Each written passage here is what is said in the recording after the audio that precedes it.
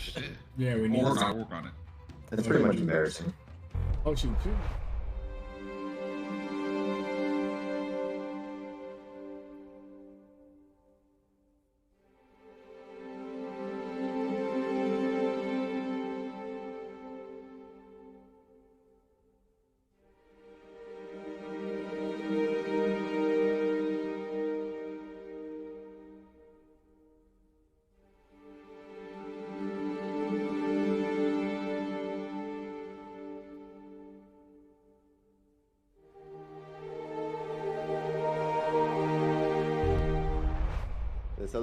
Okay, now you get stuff on your face. Now you guys are fixed. We had the wrong Fuji images up, so. I see. Because you guys have another some of you are in another campaign, so. Fuck yeah, we are. But now we can begin proper. So. Who's the head of Sora, you had a recap, right? That is correct. Well then, take us away. All right. Oh, the priorities of mainlanders are very odd. Everyone and their mother should know the looming threat within less than a year approaching. Yet here I am, wrangling goats and chasing stolen skyboats. J.P. Morgan had hijacked Minerva's ship, but her and Judith gave chase. Unfortunately, the man who didn't deserve his sideburns was a powerful magic user, and there was little the both of them could do against him, save for Phoenix's words that seemed to make things come into perspective for Morgan. Save for the fact of leaving my beloved friend to die as he left the ship plummeting to the ground, where it would have killed her if it were not for Jude's own powers keeping her alive. Injured but otherwise still able to stand upright, she and Minerva joined together. Luckily, being Runeborn, she had temporary flight that allowed her to save herself from her own death. I made as much as I could, but by the time I was there, the danger for the most part had passed. I wish the same could have been said for Amrut, who had been following from behind. From what he told us, he had attempted to form the same wings as his counterpart. Unfortunately, he had passed out before he could make his blood wings take him into the air, where still an assassin, clad in goat form, attempted to ram my friend to death. Luckily, they shared the same intelligence as the other goats and were unable to finish the job.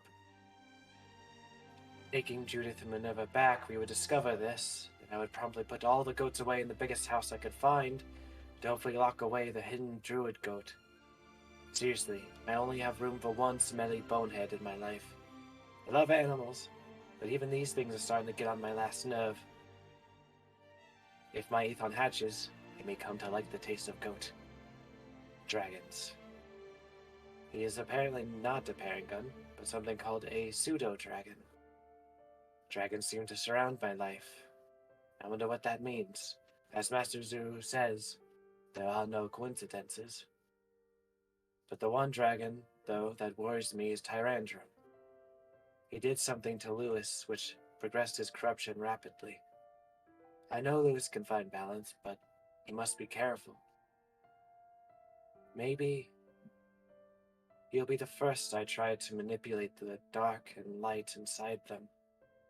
If I'm ever to help Hyperion or Ogobos, maybe I should begin with Lewis.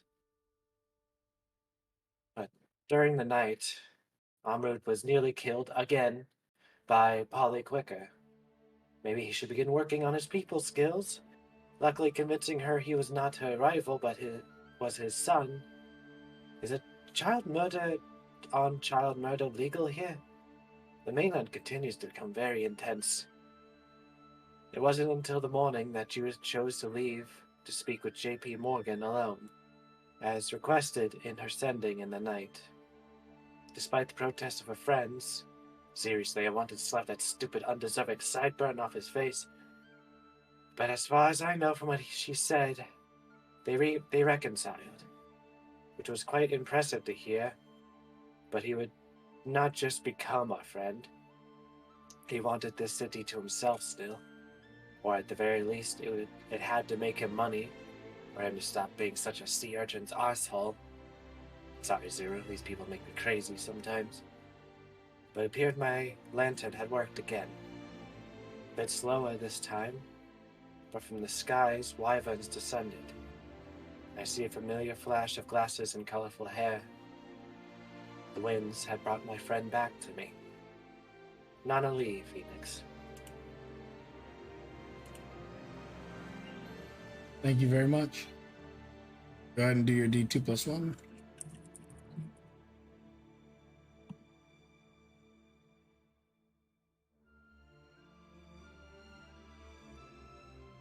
So, it's true, your friend is arriving. But before we get to that, we're going to take a small look into the past. That begins with Phoenix sitting in a jail cell. A few days now. She's due to be released soon.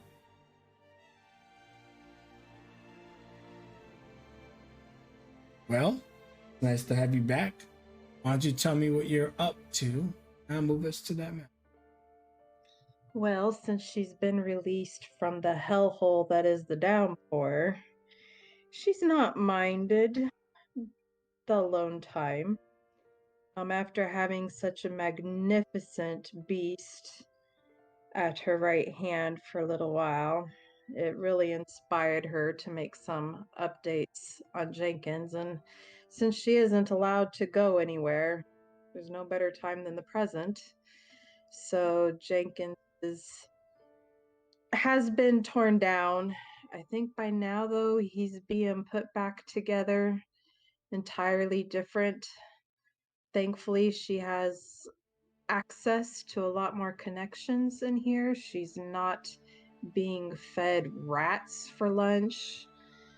So she asked for parts, and she's been having a good time on that.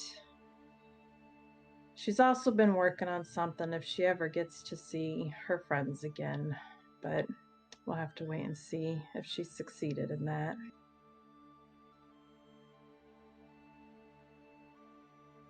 All right, so as you're working, there's just a banging on the door. Come in. Hey, it's me. It's Frankie. Hey, Frankie, how you doing? I'm doing good. Now, come on, man. Get the door open. Get the door open. The knight comes over and unlocks the door, and Frankie walks in. It's good to see you, kid. Careful they don't lock it behind you. You don't want to get stuck in here. Oh, I wish so. I hope they would. Oh, I bet. Oh, build a case with that. And he looks towards you and he tells you, "You're looking good. Is that Jenkins? Oh, he's been to the gym." Yeah, I mean, I've had a lot of time on my hands. So yeah, I think he's so much better. How you feeling, Jenkins? You doing better? Jenkins. Okay, I need to get the battery charged up a little bit more. Anyway, what brings you here? You got a real scumbag, a real piece of shit coming to see you today. They work as one of the premier reporters or newspapers or whatever the hell you want to call it in Icarus. The thing is, if you're going to get released, they need to take your side of the story. And the city has authorized this individual to get your take on it. I would advise you to be very careful with this one. Do I have to, Frankie? I mean, you don't have to do anything. But there's already an uproar releasing you. Even if you did a whole bunch of good and it wasn't your fault, and I know it wasn't your fault. A lot of people died. But this may be the best way. But so be careful. You think he's gonna twist my words? Oh, hell yeah. I was expecting to twist your words. That's why you tell him only what you really need to tell him. That may not be what really happened. But of course, we're not going to lie. He looks at the card that looks at him. That's what I thought. Between the Flames already did a piece. Oh, yeah, that's going to get pushed, but there's no real news like the place that you live in. Not to say that people won't respect Between the Flames, but the locals are going to look at the local papers more. Yeah, all right. I'll see what I can do. Thanks for the heads up. I appreciate it. Well, I actually came to get you to bring you into the. It's supposed to be an interrogation room, but today is just where you're going to take your interview. All right. She turns towards Jenkins, pulls the lever, and he kind of deactivates. Goodbye.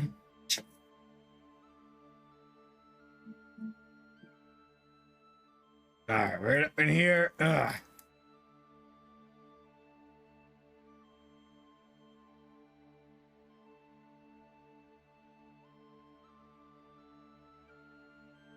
And when you get inside, he just tells you, all right. Once this Morgan guy gets in there, just remember to keep your game face on. Want to be as honest as you can, but if there's anything that's incriminating, I should tell you that withdrawing information is certainly a thing. Yep, gotcha. All right, well, let me go check and see how long that's going to take. Hey! He's like starts yelling at the knight and getting into a little argument with the knight. He's like, hey, I'm waiting here. He's like yelling at him and stuff. And while they're arguing, you see your cousin / brother. It's just strange that I put it like that actually. Pascal comes in. And he's got this really just uppity or nobly kind of guy behind him. I don't think Phoenix ever actually saw Morgan, correct? Or okay. Nope, because they went. Oh wait a minute, yeah. Nope. So Morgan takes a seat over here, and Pascal looks, and he just see Frankie just mouthing off to Morgan, and then he looks at Pascal and says, all right, I give you some time with her, but when Morgan goes in, I gotta be there. You know the drill. Yes, of course, Frank. And Pascal comes and sits down and closes the door. Paz! He smiles and he tells you, I hope you're up in good health. Yeah, I still have a couple marks, and she shows him her hands, but I think they'll recover. Estrid did a good job on them. We should. Unfortunately, I don't have a lot of time for you. Morgan's going to be in here any minute now. So, I just want to make sure we have the facts straight and correct. I'm going to ask you some of the things that he's going to ask you. And you don't have to give me a straight up answer. Or you can, but when you talk to him, maybe adjust it. You sure they ain't gonna have like a zone of truth or nothing going on? No. If you're in the downpour, yes. But up here, this is low security. Icarus doesn't have a lot of crime. So this place is used to holding drunks and delinquents. Not gonna be a lot of magic involved. Now, if this goes to the council, or if you have to present in front of them before you do a public thing, then absolutely, they'll have a zone of truth. All right, hit me. Were you, in any capacity, involved in the destruction of Icarus? Maybe, sorta, kinda. He looks, he says, that's the actual, it's the real answer. May not be good enough though, but it's the real answer. Did you, under your own control, release the metal god behind its security levels? Disable the things bound, keep it from release. I wasn't under my own control. Good. We can work with it. Now, and this is, there's no recording devices, so I guess he won't say this is off the record, but he just talks to you casually, and you kind of know what's on and off the record, right? Yeah. So he tells you, he goes, questions aside, so did it control your mind? Yeah, it twisted my memories. It twisted my fears. It twisted everything. It was way more powerful than I think even Clamdor knew. Just the fact that you're alive is a gift. Some would say that. I know a few. And he's talking about himself, of course, and your immediate family and your friends. There he goes back into his paperwork. When the Metal God was released, did you, in any capacity, regain control of yourself? And if the answer is yes, At the end, yeah, I did. In fact, I took one of Clamdor's security bots and rewired it so it would go up top and help defeat the other side. yeah. Looks down. This is going to be a hard one. The city is going to ask you certain questions. As far as I know, between the flames, is going to be representing you to an extent. Instead of holding yourself in divination dailies facility, you're going to go to Between the Flames to make your official announcement when the time comes. That will be published. Of course, in the meantime, Morgan's paper will be pushed first. So people are going to have an opinion based on that going into this reporting. So these next questions are going to be hard. But this is some of the stuff the crowd is going to feed you or whoever you choose to represent you upon the press. All right. If you were not in control of yourself, but still in some capacity released the creature, are you responsible for one or more of the deaths regardless? And is it fair for you to walk free? So many people will never have their kids or loved ones again. Let me see, he kind of chokes up on that because he doesn't want to ask you this stuff. Of course, I am responsible for multiple things, and it's not fair in the slightest. But what they're not telling you is that 4 other heroes and myself went out there to make sure that it never happens again. And that's the most I can do to atone for what happened. And Lewis was your class representative teacher in place of Mr. Farr. Did he in any way command, force, or ask you to release this creature? No, he wasn't even there.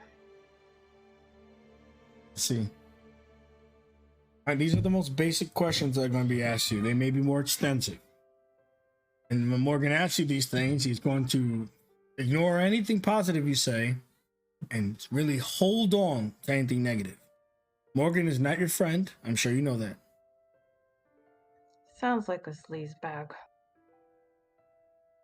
And I believe most people in this line of work comes with the territory, getting the truth by any means necessary. Now, it's not to judge your friend, Julia, was it? Judith? Ah, yes. Sorry, I've only met her one time. So it's hard to remember. All right. Is there anything you want to tell me about what happened before Morgan comes? Or anything else you want to talk about briefly? We've got about 2 minutes. Have you heard from Mom? Did they make it okay? See, he looks confused and he thinks, Do you have the capabilities of tracking them? No. Because you know the map and the harpies destroyed and stuff. He sits there. Guess time will tell. How about Grill? Where is he? Grill is due to be released in a few weeks. He's going to be moved here for a day or two and then put back on the streets. His crimes couldn't be proved. The people that he hurt were just kind of tallied into the destruction of the city. Paz, you gotta keep an eye on him. I know. You know him. He's hell-bent on revenge. Yeah. Yeah, we'll keep an eye out. Anything Watch else? your back. No, that's all. We can tell his word because it's very possible for a girl to get to him and kill him. He's in the Knights, but just like a police officer, you know, they go home eventually, right? They don't just have their soldiers with them all day, every minute. So he tells you, all right, well, I'm gonna go talk to Morgan, let him know the boundaries and everything, and then he's gonna come in. All right. Good luck. Frankie gives him a high five as he walks by. He grabs Morgan and he talks to him. Frankie comes inside. All right, you ready? Did he give you the pep talk? Did he go over all the questions? Yeah, I don't know that I can tell the truth and do what y'all want. Of course we want what's best for you, and that's all that matters to us. Yeah, but I mean, what's done is done. I don't know. We'll see how it goes. Yep. Yeah, Pascal gave me this. And he gives you this piece of paper. It's like a gift or a partner thing. It's a letter. She opens it. You see that there's two copies of it, and they're just recordings of everything that happened in the room. And on the back of them, there's just a stamp of Morgan's face on it.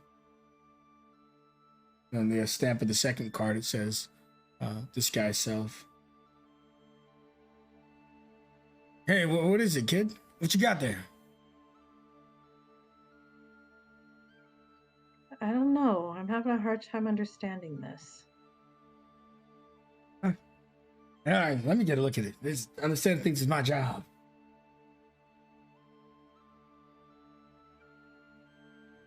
Then someone knocks on the door. Doo, doo, doo. Hold on. He gets up and he opens the door, and Pascal walks in. He runs in and he just gives you a hug. Whoa. What's going on, Paz? You're just here. Where's Morgan? Morgan? I was told he canceled the meeting. Oh, shit. Frankie. What happened? Huh? What? What's going on here? Paz, you were just in here a little bit ago. I just got here. I was held up. Somebody ran into me with their card when I was moving the horse. Awful timing. God damn it, that Morgan guy. What do we know about him? Divination Daily keeps a low profile. In fact, the Knights aren't even really allowed to talk about him. He publishes his stories under a different name. But since this is such a high profile case, this is probably the first I've seen him walk around here in a long time. I'm not sure what connections he has, but he should not have been here with you without me. But as long as, this meeting was canceled, so unless he's got physical evidence of things that happened here, it's not like anything you said matters. So we're in the clear. I don't know, he probably does. Well, yeah, it's fine. Whatever. We've got luckily, it's a lot of paperwork, but I canceled you having to do the press release here. That's probably why he didn't show up. Probably why it was removed. He showed up as he was in here disguised as you. I asked him how Mom was, and he looked confused. Your mother's fine. I just seen her a few days ago. I've been keeping her up to date on everything. They've made it to their I also encampment. asked him how Grill was. Oh, Grill, yes. Grill has found himself a surprisingly powerful legal team and is due to be released soon. Well, he didn't lie to me about that. He didn't tell me the whole truth, but God damn it. All right, well, what's done is done. I need to get out of here. I'm going stir crazy. That's actually why I came. I wasn't gonna ask you the questions. That was going to be handled by Between the Flames. I was told they have a representative for you. I believe your friend Judith, a kind young lady. Let's get you out of here. I'm here to tell you you're free, Phoenix. Until the meeting that is going to be held in the city in a month's time, you are free. And even then, I'm positive if we can just gather enough evidence and proof and to have a strong press showing, you will be free forever. She just throws herself at him and hugs him. He smiles and he holds you tight and he just tells you, I'm so sorry that he thinks I knew the person that ran in front of my car knew I saw him somewhere before. He's one of the floor people at Divination Daily. This individual is conniving. Yeah, we gotta be smarter. I don't know, but watch your back with Grill coming out. And God, is it possible that Grill and him are in cahoots? That's it. I'm going right up to Mug and I'm wringing his neck. And then I'm going to Grill and I'm putting him on a stick.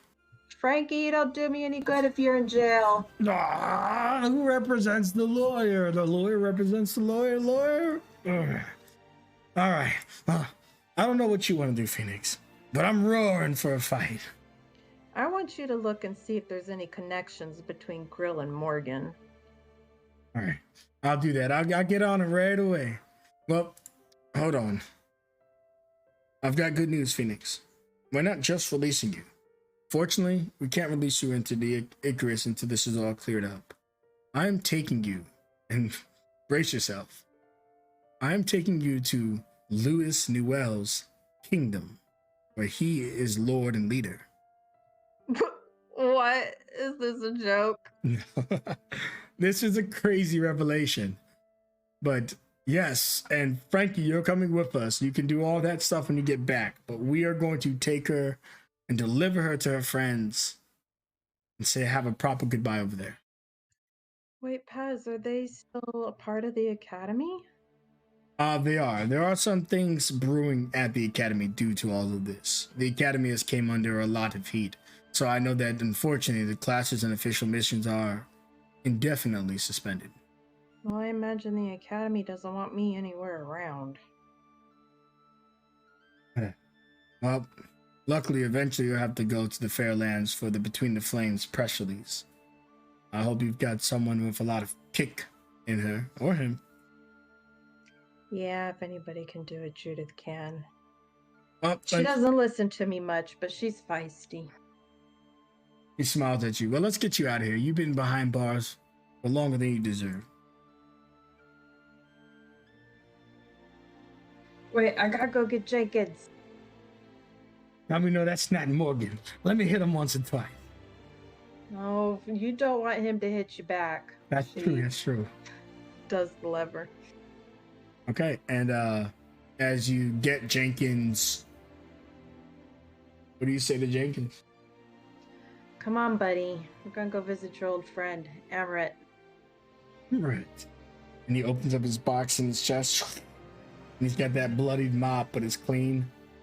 And he looks at you and okay. And he walks forward. And with that, as he steps out of the jail cell, we step foot into the sky. An arrival as we move from this scene to the present time.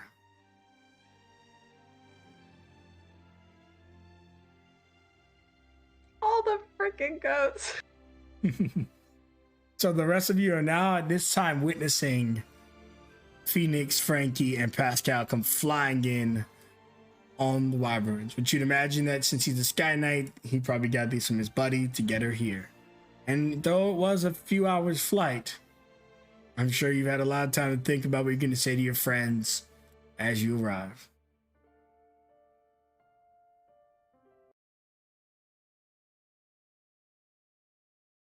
So the rest of you on the floor, you see the wings of these massive behemoths in the past treated as monsters, and rightly so. But these are a different breed, raised by the mother herself and provided to the city of Icarus. You can tell that by the insignia, both of Icarus and the crest of Mother Nature. And as they touch down onto the floor into the open courtyard with air and leaves blowing in the wind, they bow their long necks, and from their necks, these three individuals rejoin the party. How do each of you respond? It's Phoenix, by the way, wearing a really beautiful cloak. Sends off.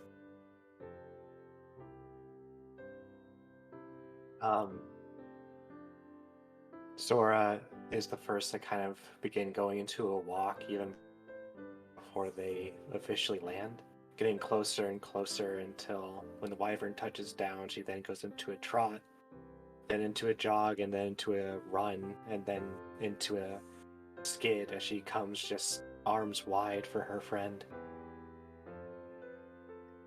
Phoenix's arms go up. Careful! I'm smaller than you. And it's a little rough at first, but her arms secure around you, and she's just rocking you left and right, holding you dear to her. What is that, Sora? What's coming out of your backside? He like looks behind her, and the tail almost like points up, looking at her, and then they kind of both tilt, as if they're both looking at you. Oh, I am Sora Aku now. I'm so happy for you. That's awesome. It gets some getting used to, but it's nice to have a third pair of hands for food. I was gonna say you could carry a third plate and put more stuff in your pocket. I've missed you.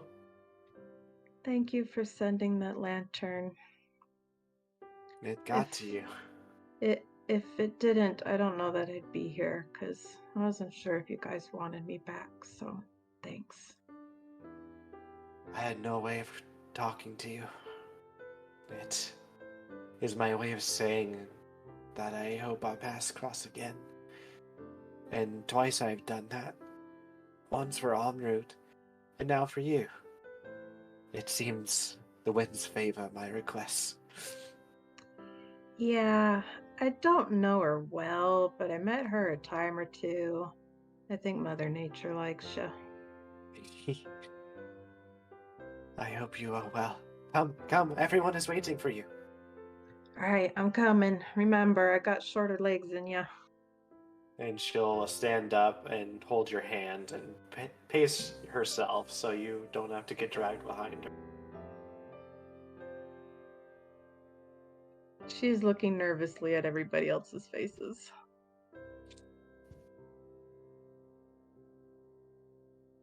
Judith. Right, I was gonna ask what the rest of you doing. Judith just takes a second and then kind of lets everything process and just watches how you act and how you move, and of course the new drip that you have. And then a smile will come across her face, and she'll not run up, but she comes up quick and kind of excited, but is of course doesn't want to give off too much because she doesn't know how you're gonna feel about her. So she just says, "Hey, well, welcome back, Phoenix."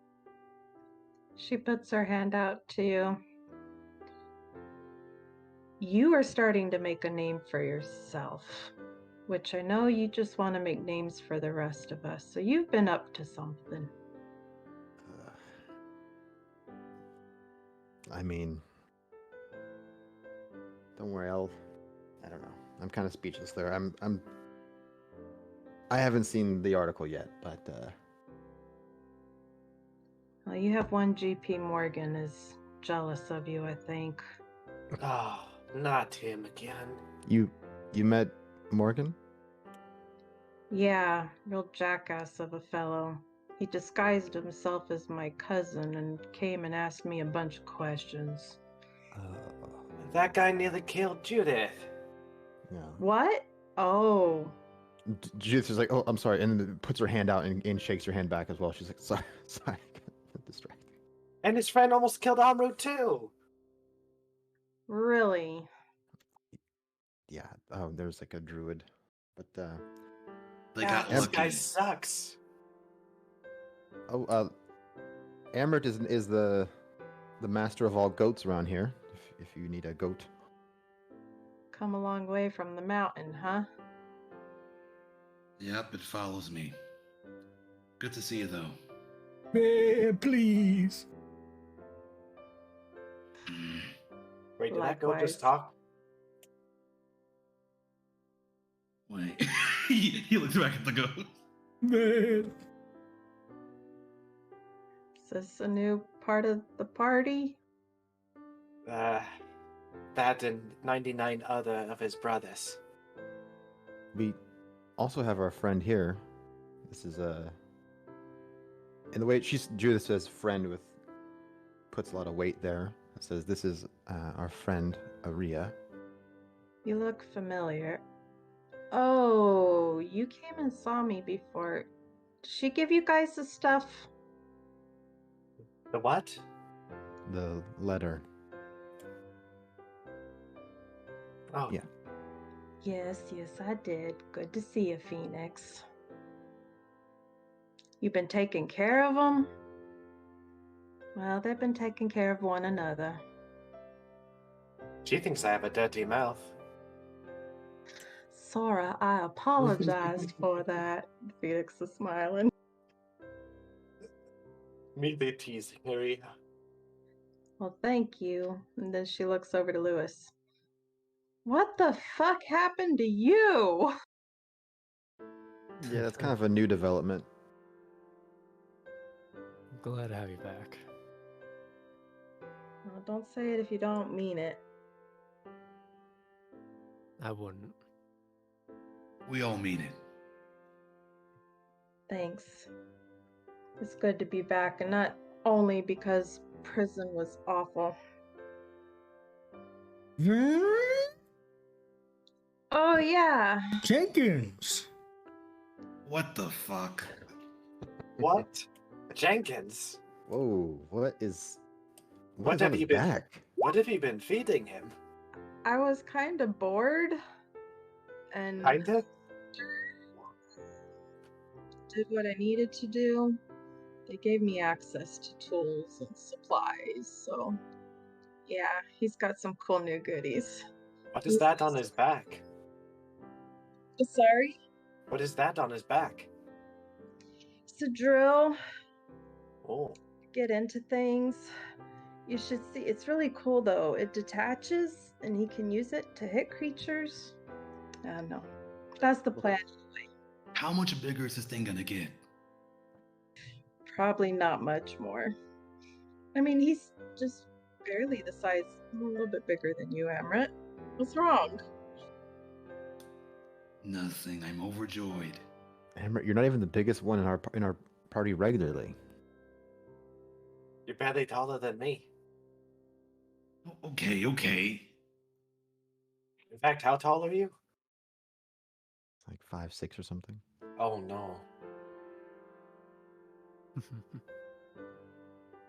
Anyway,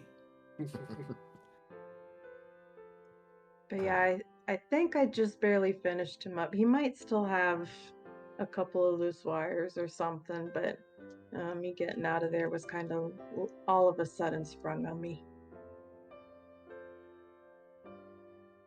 Well, you look like you're doing great for someone who was in jail for a while. I imagine the Vanguard was a great success then.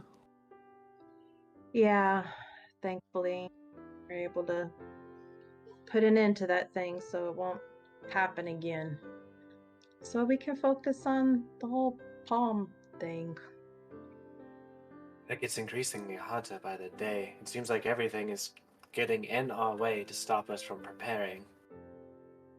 Well, I mean, you guys have this place. Like, what the hell, Lewis? You didn't tell us you were royalty. How did this happen?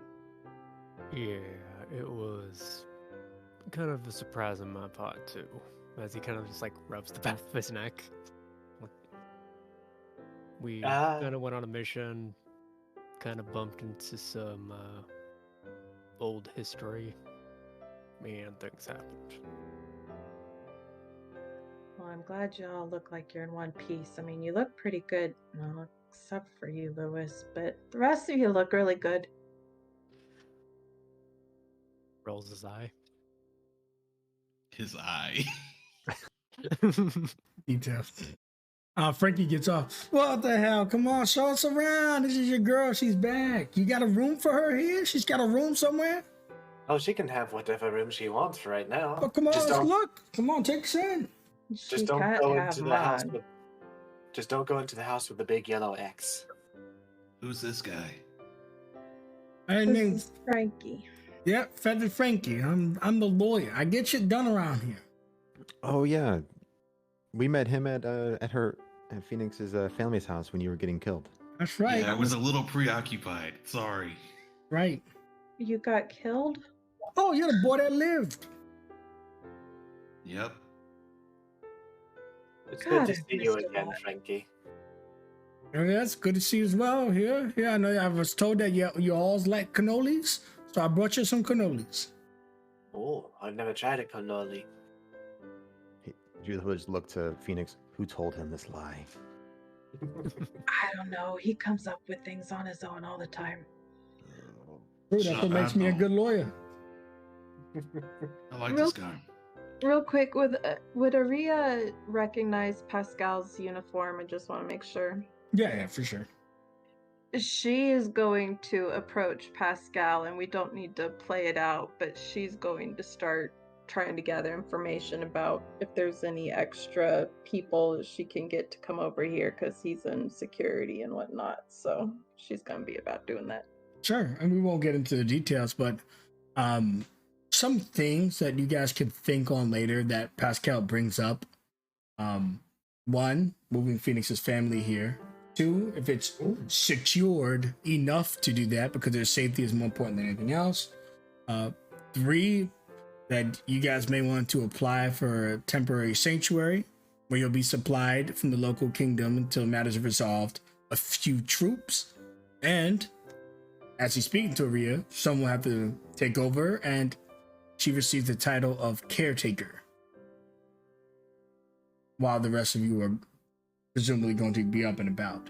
And then, Aria will want to talk to Lewis about that before that happens. okay, sure. But let's move you guys to the inner places.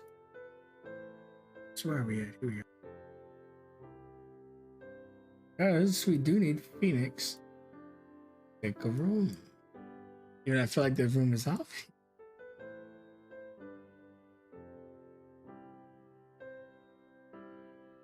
Can you guys put your tokens in your room just so I can remember? Yeah. Also, yeah, Phoenix, this is like your first time actually viewing this place. Yeah, where was my room? Yeah, she's walking around looking like, holy cow, this place is huge. Yeah, Amber, you were across from Judith. Gotcha. Oh, but yeah, you guys can feel free to RP, and then you can go into whatever room you want.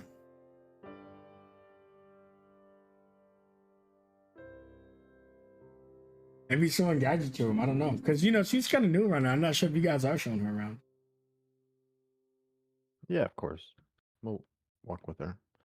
So things are people are a little fancy around in this place. I don't know how long we're gonna be here, but we're all up here. This is my room. Sora's over there. Yeah, pick whichever one you want. Cool. This is really weird. Yeah. It definitely is a strange situation. It kind of happened pretty fast. Yeah, So yeah. are we calling Lewis like Majesty or something now? Oh, Oh, of God, course no. not. All right, good to know. It's strange. You beat up one lipless mouther, and here you go. Here's a kingdom to stay. If only they all were that rewarding. Ugh. It was not easy. I had to punch Lewis and Aria. What? Judith, tell me you got some video of that. This kind of scratches the back of her head a little bit. I wish I did, but I was kind of possessed in this weird demi-plane for a minute. But I got a couple great photos, and when you have some free time, I have lots of great stuff for you to catch up on. Cool, I look forward to it.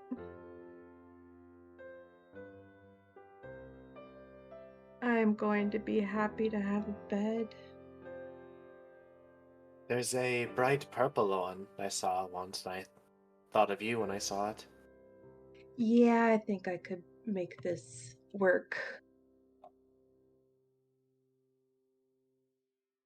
How bad is that prison? Depends which one you're talking about. The first one, downpour, you don't want to end up in there.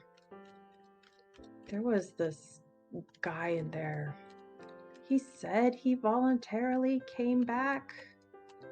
But I mean, I have never been tortured like there.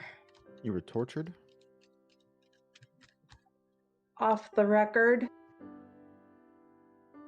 I don't want the people in charge of Icarus to come after me because I'm talking bad about him. But yeah, she shows you her hands that are just scarred all the fuck up. Oh, Phoenix. They're actually better now. Sorry, player is looking at the name. Estrid, a woman named Estrid, fixed them up for me. So I have most of my movement, and she kind of like crunches her fingers down, and they bend a good 90 degrees, but they don't like curl in like fingers should. But it's one of the reasons I'm improving Jenkins. He's a little bit more help now than he used to be. It's all right. If you allow me, maybe we can spend some time. I can see if I can manipulate the key in your hands. See if I can promote more healing. I won't tell you no. But it's all right. I mean, I'm alive and other people aren't, so it's all right. But it wasn't your intent, though. From what I know, they didn't die because you wanted them to. Yeah. We don't have to get into it right now if you don't want to, Phoenix. Yeah, I want to hear about you guys and your adventures and all the crazy stuff you've been doing. Well, other than Lewis becoming king of a kingdom forgotten by time, apparently Aethon is apparently not a Parangon. But we saw it lay the egg. I think it was actually robbing an egg. Oh. What's inside is, at least Minerva said, it could possibly be something called a window trap. Interesting. I know, right? I don't even know what that means, really, but I'm very excited to see when he hatches. So where is he? I believe she brought him back. I haven't asked her yet. But back to where? Like, you guys aren't using Clamdor's laboratory anymore, right? Oh, no. She looks to Amrut. They took us to Mother. Mother?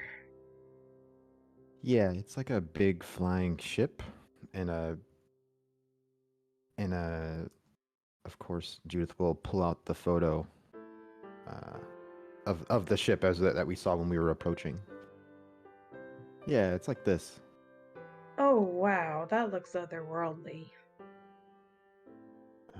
Yeah. I think it kind of is in nature. Lots of frills. Do they have lots of good stuff on there? They had these beds that, like, formed over like eggs. Trippy. Yeah, I mean, weirdly, we weren't really there for that long before We started going and hunting for some mouthers. Does anyone else smell that? Smell what? So Sora's going to go out as she hears stampeding in the halls. Yeah. You see that the Oh. Knights and Jenkins have beat up a few goats and they're dragging them outside. Seriously, how are there that many goats here? I think they're multiplying. Oh no.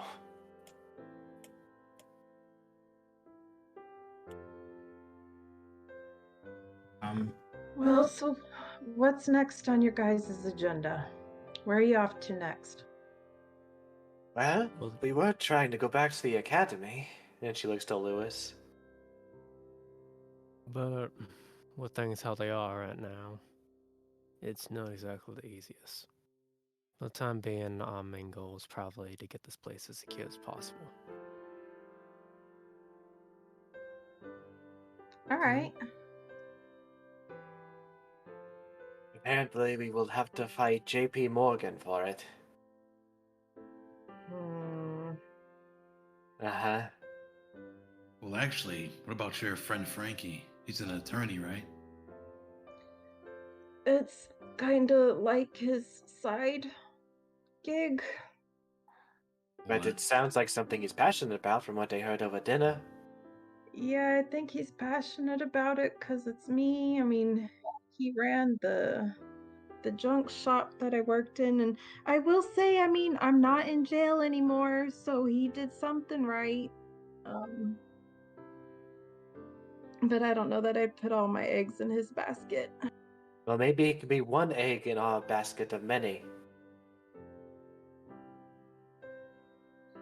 Well, you guys tell me where I can help, and I'll be happy to. Well, there's the possibility that one of these goats is out to kill Amrut. I've been trying to find that one. Yeah, I'm still not an expert on nature, but yeah, we can interrogate him. Yeah, that's been an interesting prospect. Recalls the house that's just obliterated. I've had a couple of mistakes in my attempts. Oh my god.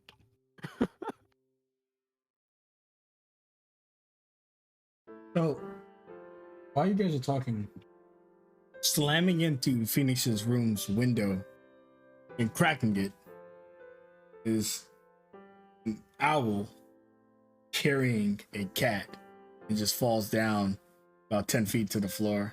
Oh. Oh no, is the owl okay? That's not natural. What So- the heck? Sora's gonna open the window and jump out. It's the middle of the day. Why is there an owl here? Phoenix will go over to the window to look out and see what Sora's doing. So you jump down to the ground, and the owl and the cat arguing with each other.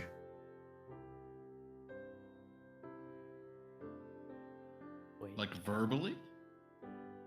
Yeah. You see the owl.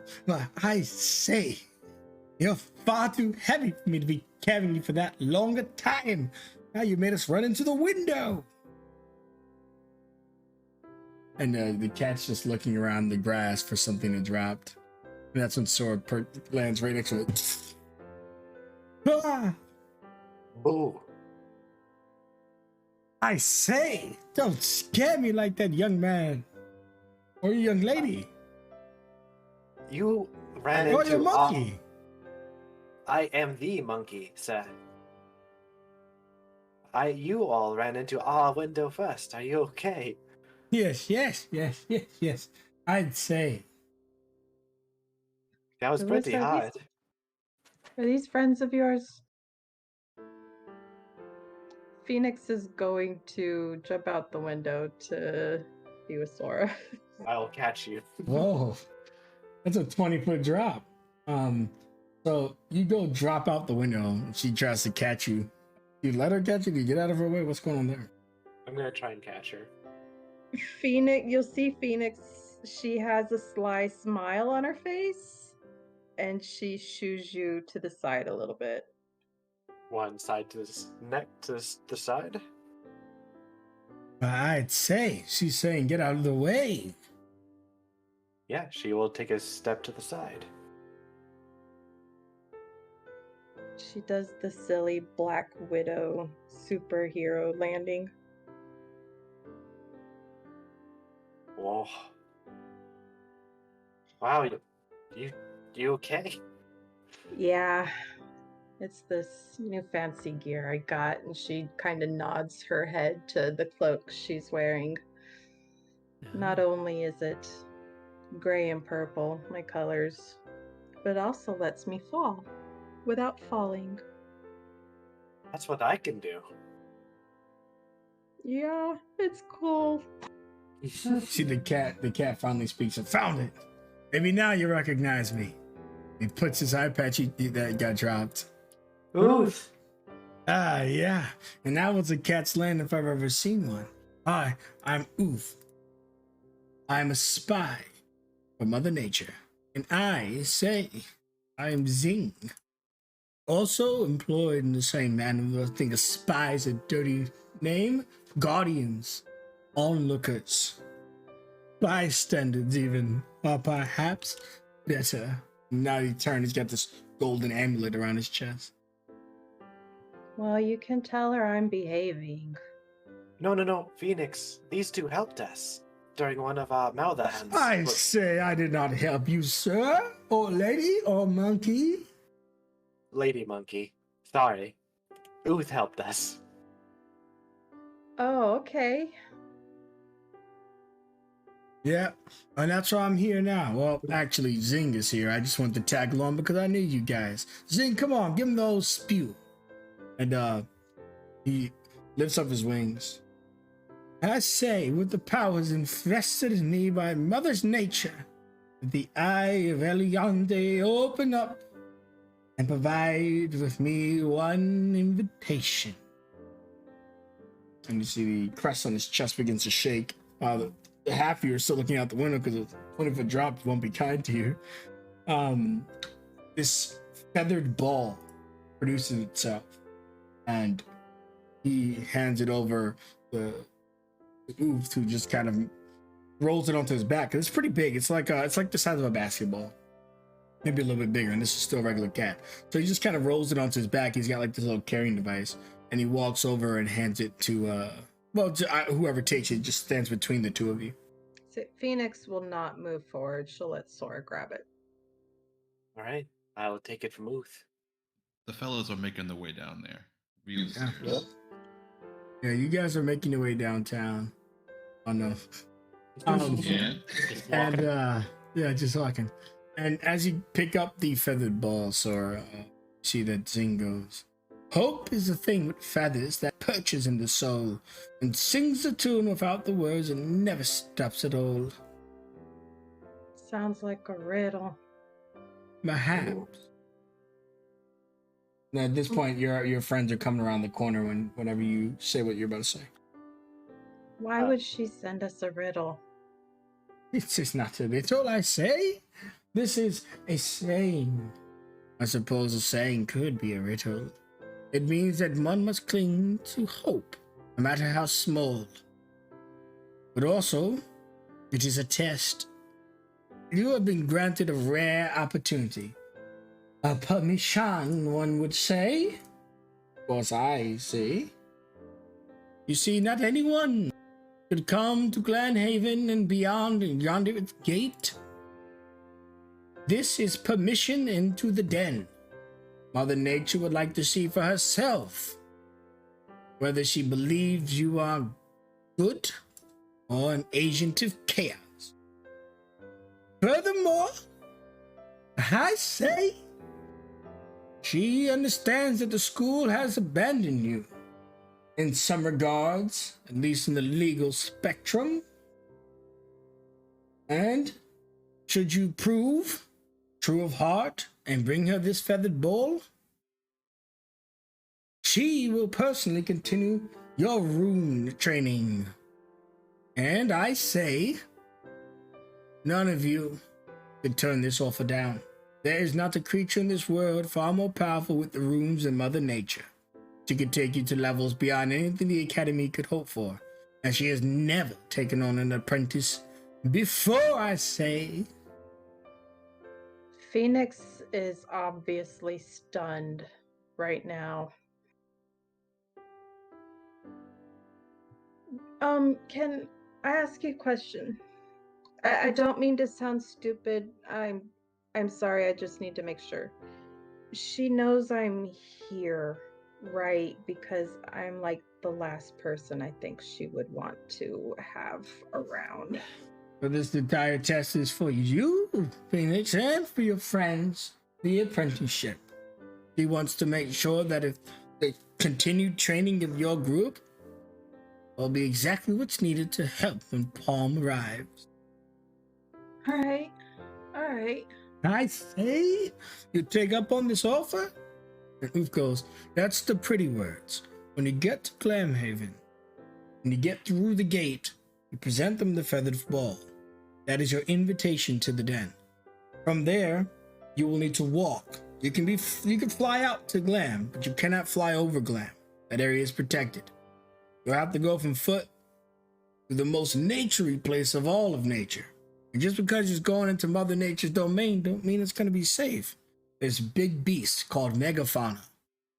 These are ancient creatures, far larger, far more fearsome than any beast you've ever seen. Make things like the Tyrannosaurus Rex look like chump change. These are primordial beings. This sounds amazing. I'd say, said Zing. Now, you've got time to decide. That feathered ball's gonna disappear in a few days. You don't have to come. This is an optional invitation. Oh, I think we're going. We have to. Can you tell me how long it should take us to get there, though? Well, I saw you got those big beasties out front. You could fly to Glamhaven tomorrow and start your quest. Just, she's expecting you in a week's time. So enough time to get you trained up before you're due for the court trial, the proper public, whatever it is. I don't know about that stuff. I'm a damn cat. All right, all right. She looks to Sora and smiles. I think you're gonna love her. The opportunity to train under Mother Nature himself. Oh, I cannot wait to tell Tango Terra. Oh, but Uth, Zing, before you head back, I was wondering if you could help us with something. Oof is like, I'm not putting the eye patch on the other side unless things get spicy. There could be spicy, my friend. I could use your powerful spy abilities. There is a goat among the others that is not like the others. Oh, they're begging for problems then. Some form of druid. He assaulted Amrut, and he's hiding among the many goats around here, but we have no idea which one. Do you think you could help us find him? All right. I'll tell you what. You got someone that's going to be staying around here that's nice because I'll hang out with them for a few days and I'll be their eyes on the ground. There are plenty of rooms here, but you can share mine. All right, sounds good. So I'll stay. I wasn't supposed to come anyways, but Zing has to report back to let Mother Nature know that you got the message. I'll be sure to get you some of that steak that I think Frankie is cooking. What's the king of this place? What's his mayonnaise? Where's my milk? Oof. Right away, Uth. And she'll go off and get him some dinner and milk. Yeah. Now, the rest of you came up. What do you make of this situation? And is this something that even interests you? This is entirely an optional path.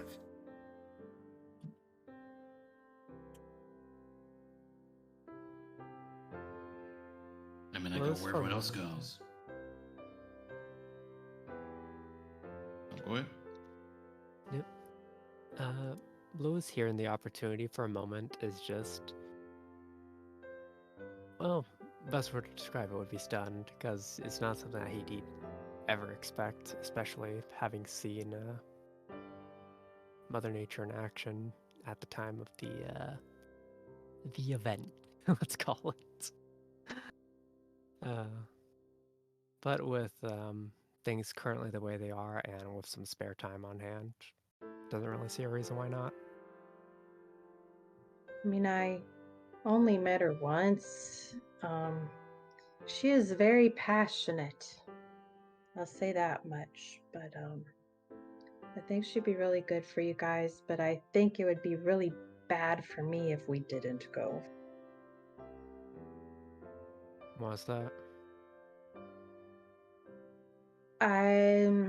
She pulls out this necklace that has a wyvern tooth on it. Or was it a scale? I think it was a scale. Yeah, I know. Something small. Apparently her favorite beloved beast went down when the city did, and she made sure I had this to remind myself about it. So, Oh, yeah, I think this is, if there is a way to redeem myself other than what I've already done, just this would go a long way. But she'd be really helpful for all of you, I'm sure. Actually, Phoenix, maybe this is a powerful moment you can show her that despite the fear of her, you will do whatever it takes to keep this world safe. I think she'll respect that. Yeah. I've never been a huge fan of nature, but I kind of like it a little bit more now. I wasn't such a huge fan of technology, but meeting you, that has changed. I still don't like either. Oh, well, to be fair, it does try to kill you either way. They both hate me, okay? You should work on your people skills. Don't victim blame me, okay? Sorry. But yeah, if you guys are going, I'll go. What time is it right now? I'd say middle of the day, maybe getting late. Okay, so heading out right now is probably a bad idea. I think the wyverns need to rest for the night anyway. But Especially. yeah, in the morning. Although you guys said you had something to do around here. It's not an immediate concern, but we're going to. I believe Aria's going to help make sure this place isn't so vulnerable.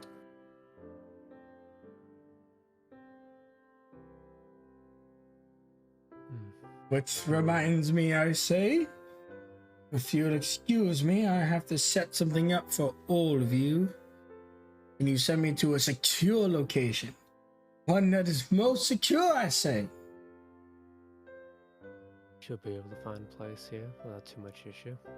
I have been given this amulet, charged with the powers of Mother Nature to complete a task.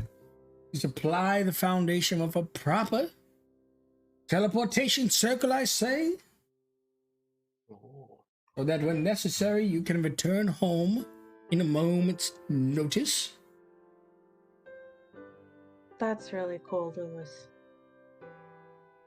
Oh yeah, they'll definitely be useful. Now, of course, there are certain rules. Teleportations can be destroyed, they can be disabled or tampered. So you must, I say, bring me to a safe location, a secure location where you're comfortable teleporting into and you believe it's secure.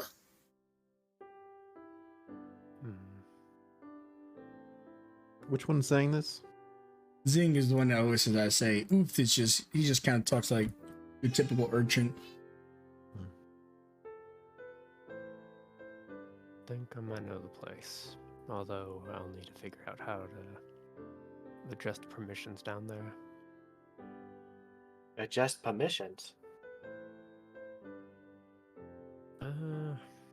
Let's see. You remember when I mentioned that Godbrand living in the basement? Oh yeah, Who's Godbrand? they sounded nice. Oh. Guardian of the place. Like a spirit or something? You'll see. Alright. I'll need to see if it's actually possible for anybody else to get down there, but it seems to be one of the most secure places in the kingdom, from what I could tell. Ooh, I'd love to meet them. They are definitely the interesting sort. I still want the permission to put my painting down there. Hey, Phoenix! Phoenix! Frankie comes running. I have these feathers and I still can't fly. Oh, What'd you discover? getting old. I was talking to that little brat in there. Almost took a paddle to her side, but she ain't my kid, so it is what it is. But she was telling me, I was telling her about that gift I got you. And she said she got little bolts, electric bolt things up in the freaking clouds that can power it. Remember that gift I got you? Yeah, the medical little batteries. Are you talking about batteries? Yeah. I mean, I'm not battering anybody, but that's what it is. Oh, I want to get my hands on those. Take me to them. Yeah, well, wow. they said it's up in the sky, so I'm thinking Wyvern's got to rest. Tomorrow, wherever we gotta go, we stop up there first. Is that the mother place? She kind of looks towards the other people. Sounds like it. Whose mother? I don't know. There's something called mother in the sky. It looks like it's not from this world. Well, I mean, I don't care if it's a god or a goddess. She needs a lawyer. Frankie's her guy. Yep.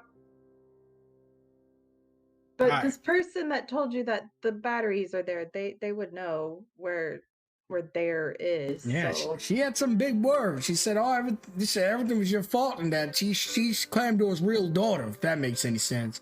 In any case, I gotta get back to the States, because I don't know about you, but they need to be bleeding for me. He runs off.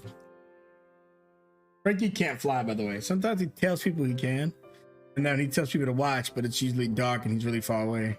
And you know that every time he comes back, he's injured, so he probably just fell. Oh. Oh, be careful, Phoenix. Polly is your rival. Who the hell is self-proclaimed. Polly? She's a little girl. Also almost killed Amrut. Amrut, I am impressed. He turned into a little boy for a little bit. It was the whole thing. Oh my god, I am God for a little while, and the shit you guys get into. You expecting it to less? I have no memory of this. I just was minding my business and some fathead kid just ran into my fucking room. He stormed out. She's a kid. How you're a freaking assassin? Don't care. You'll be Okay. surprised. Keep your doors locked. Alright. I want to meet this kid. On our way. Whatever you do, if things start getting too heated, ask.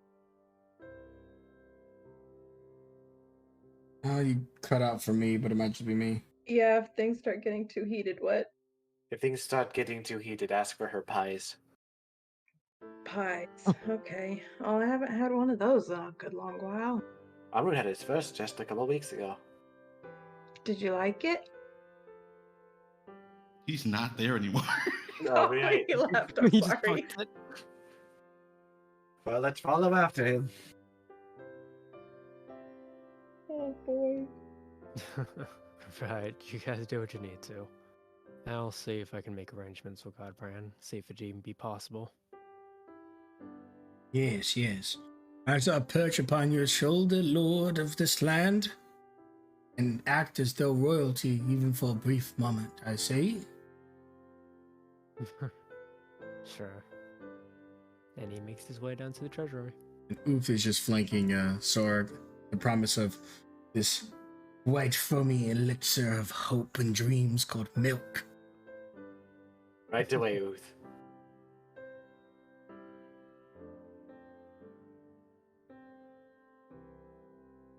Okay. So the rest of you get back to the keep. Is there anything immediately you'd like to do? Or would you guys like to take our 10 minutes now? What do you guys want before we transition to something else? Really up to you guys. I just want to make sure Phoenix does have something in the nighttime. So as long as we're not passing that, we're all right. I'm all right. Sure. I mean, we could settle on that and then take a break. It's 9:50 my time. So yeah, why don't we get through dinner at least, I guess. So when you guys make it into the main hall, I'm sure Lewis, you're going to tackle something and we can handle that in a moment. But the rest of you, you see that Frankie has made steaks and he's asking you if you want them medium rare or rare. He says well done, but it looks like it hurts him when he says it. Sora will look down to Uth. What do you want? I want mine bleeding. Don't even cook mine. For Uth, rare as you can go. For me, I will take whatever you recommend. Medium for me. I'll take mine rare, but I don't want it walking off the plate. Frankie laughs. I remember when I was young like you and I was just flying and sewing and doing all kinds of stuff, crazy stuff. I could fly, Really? you know, you should see me sometime. But I get real nervous, so you're going to have to be real far when I do it, and it's got to be late at night.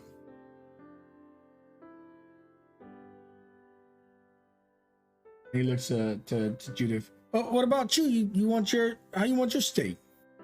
I'm okay on the steak. Thank you very much, though. It smells delicious. Oh, a vegan. I heard about the vegans, a new thing that the kids are doing these days.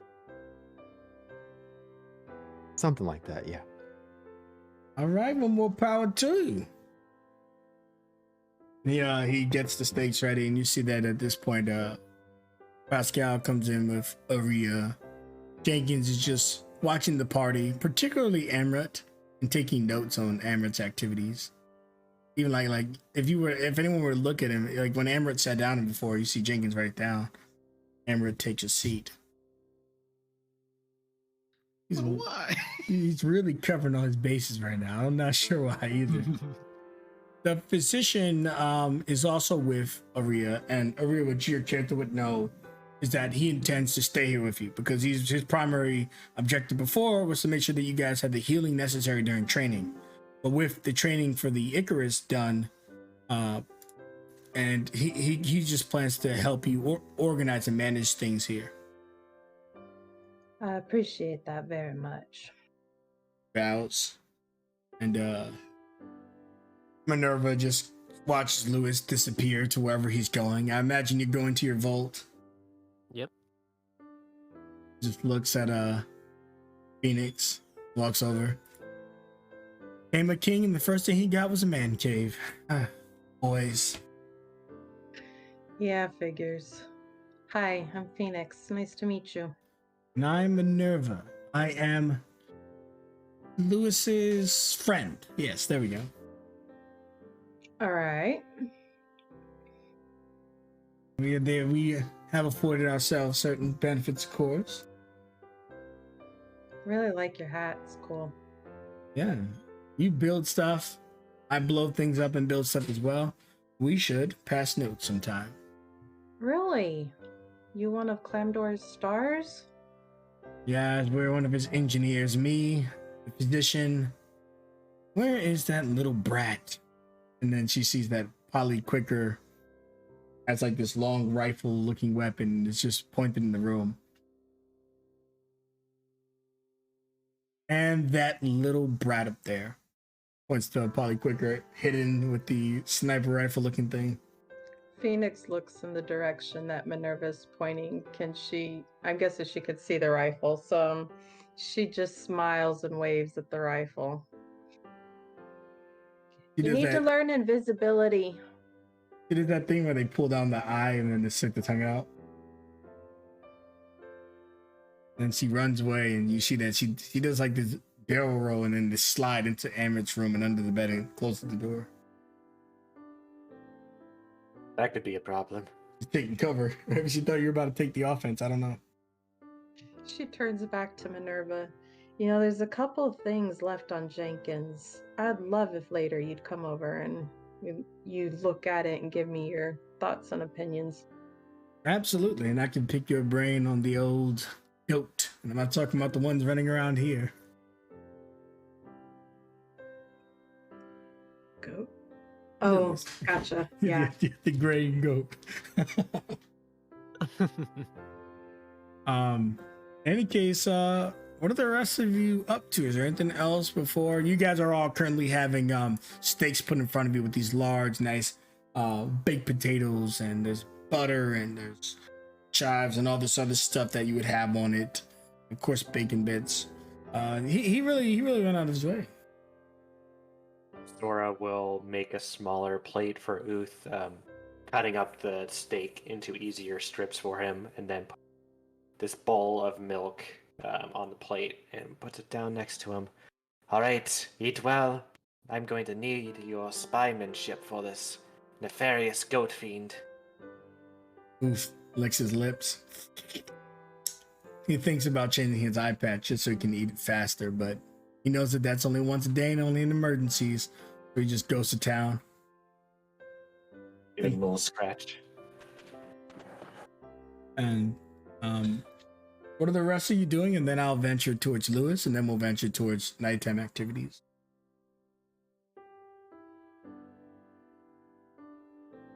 I'm just eating a steak, and I'll eat Judah's steak too. Just because it's there. Frankie makes good steaks. It's salt, pepper. He doesn't think they need anything else, and it's really well with butter and stuff. And then there's burnt garlic on next to it too with the potato. He thinks burnt garlic is a luxury.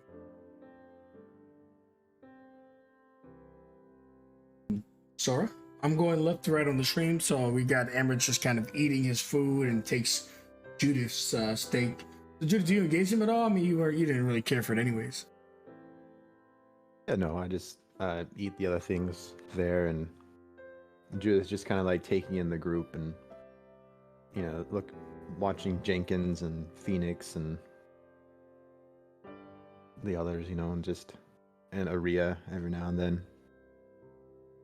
But no, she's trying to make herself not as small as possible, but she's just trying to make her presence a little smaller, I guess, right now. Like a fly on the wall? Yeah. Okay. Sure.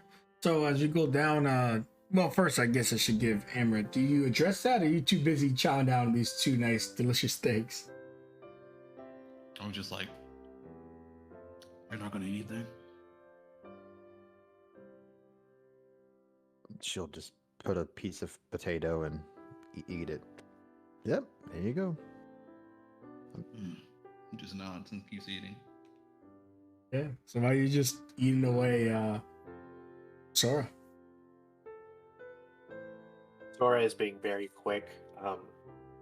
She wants to get right on to back on the hunt tonight for this nefarious goat.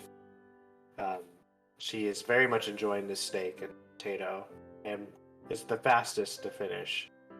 Ah, all right, dude. Are you done?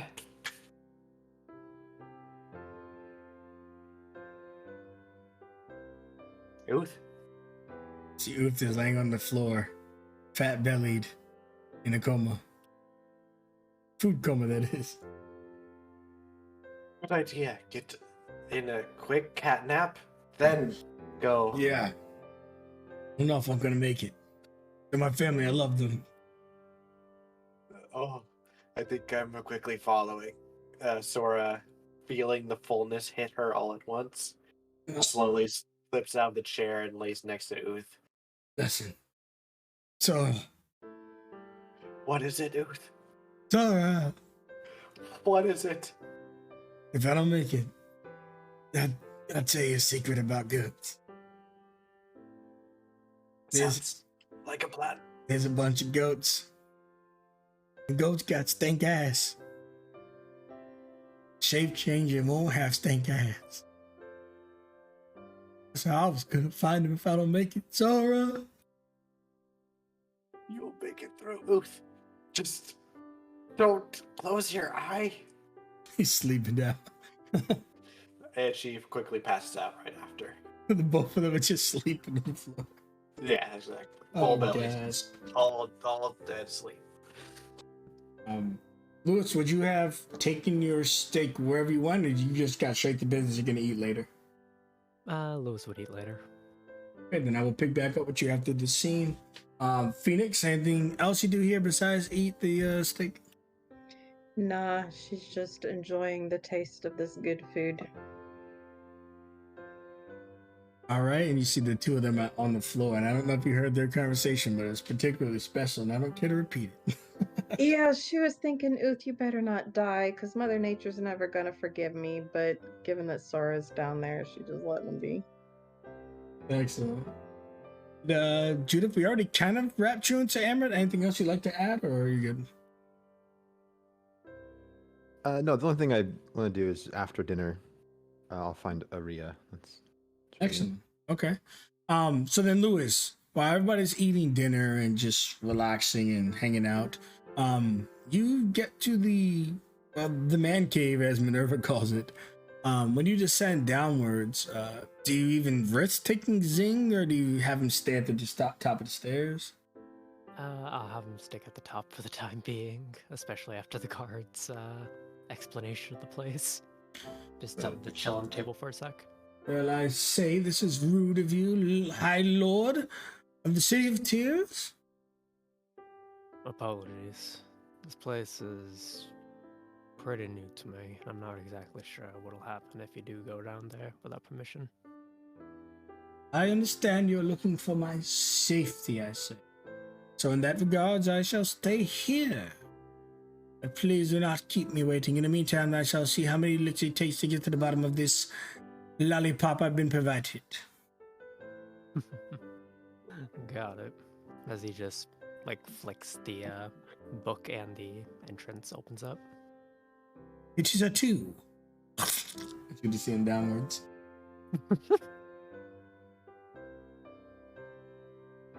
He makes his way down to the treasury and stands before the usual horde. And simply waits for Godbrand to become active. Doesn't take long for them to give you the usual spiel and just be like, how may I help you, Lord Lewis? Glad to see you again. We recently got an offer from one of the allies of Mother Nature to be able to establish a portal in this place. We need a place that's secure. Is there any place in mind here that might fit that description? Ideally, the entire kingdom would be properly secured. That should be a priority, I'd imagine, Lord.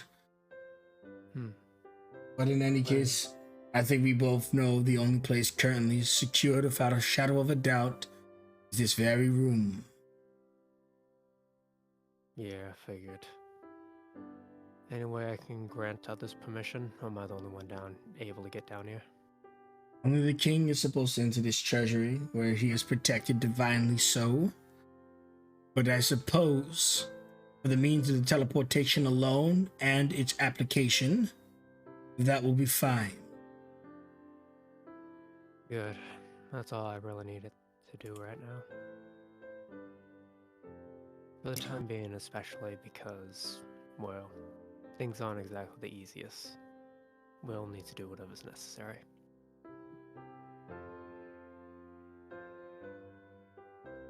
I'm not sure you filled her into details, and she would tell you that Zing could come in here and begin setting up the teleportation circle.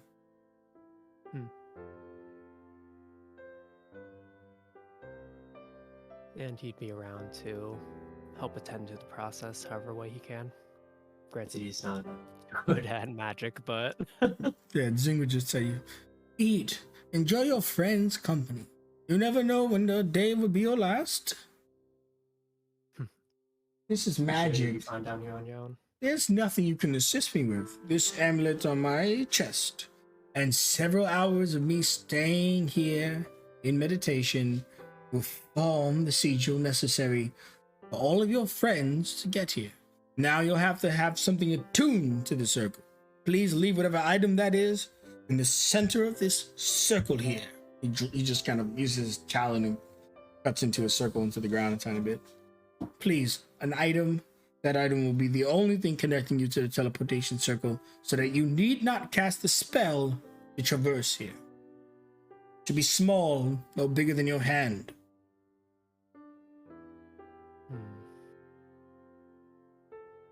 Let's see here. Lewis takes a look at the ring that is bound to the kingdom. Do I need to keep it on my person, or is it going to be stuck here? No. Once the circle is set, which will take me approximately about half a day, I will be working through the night, I say. You'll be able to obtain the item. You will need the item in order to teleport to the circle. Got it. Then this should do just fine. I don't intend to leave it anywhere that isn't on my person. And he hands the ring of ownership. This isn't some cheap knockoff, is it? I highly doubt it. And he begins the ritual. And leave me be, I shall do my part. Try to keep an eye on them, alright, Godbrand? Then you see the Zing turns around and sees the skeleton dragon hawking in the gold, and he just starts freaking out. It's fine. You see that it looks like he looked like he was about to try karate, but you don't think he actually knows karate. He just had his wings up like he was about to fight. Okay. Whenever you do make your way to the dinner table, most people be done. Oh, go ahead. As he's heading up out of the treasury, he notices the 7 cups that are just kind of rusting at the side of the treasury and scoops them up. Falcon. And now he makes his way up. Well, when you get there, you see that most of them have finished eating. I don't even know if they're all still there, but unfortunately, your food is cold now. You would see Sora and Uth sleeping on the floor together. That's about it. And Phoenix is talking shop with Minerva. Uh-oh. Lois kind of walks in with just like a bunch of cups in hand, and kind of seeing that everyone's sort of knocked out, just lets out like a tired sigh with a smile on his face, and just kind of stores them away in his bag for the time being. What's with the cups? You'll see once everybody's here. Well, once everybody's more conscious, I guess. And noticing Sora on the ground, takes off his jacket and just covers her before heading over to his plate. No more Malthus. My nose already itches.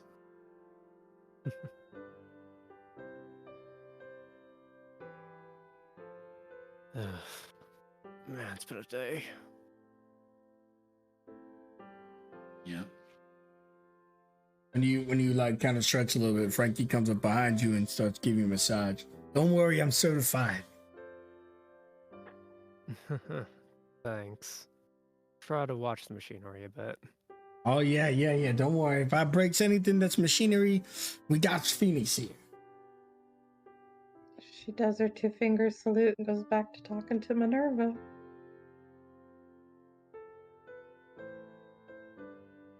And go ahead, he'll just go about eating his steak. A little bit on the cold side, but regardless, it's something.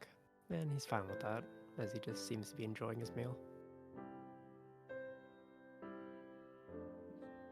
You feel a tight grip around your neck. And he cracks something and he tells you, don't worry, that's normal. That's normal.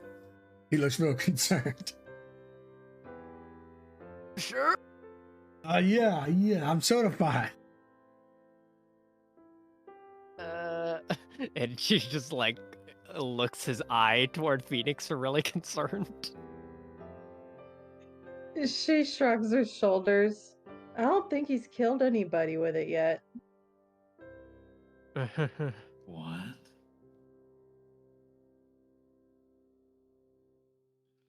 Good luck with that. I'm going back to my room. Got it. Okay. Is there anything else that happens during this dinner? Otherwise, you can get to the nighttime, the late night activities before tomorrow. Then we'll take a break. I'm good with dinner. Okay. It sounds like we're all good. So you guys will finish up dinner, and then the night will go how the night goes. Frankie tells some crazy stories, and he saw them all. He's an eyewitness to all these crimes, and he's certified. Pascal just enjoys watching Phoenix finally with her friends again. He keeps a distance, want her to have a good time. The physician double checks Frankie's work, and he uncracks all the cracks on Lewis's body. Well, Oh, thank you. while the physician is there, Adia will come sit down next to Lewis. I've done some talking with Pascal, and he's put some people in mind. Some of the guard that would probably not mind coming here for a special, at least for a little while. But Lewis, I just want to make sure you're okay with all of this, because this is your kingdom. Well, yeah. It wouldn't be that much of an issue. I'm not exactly the best leader right now. Never really have been. I But don't know about that, but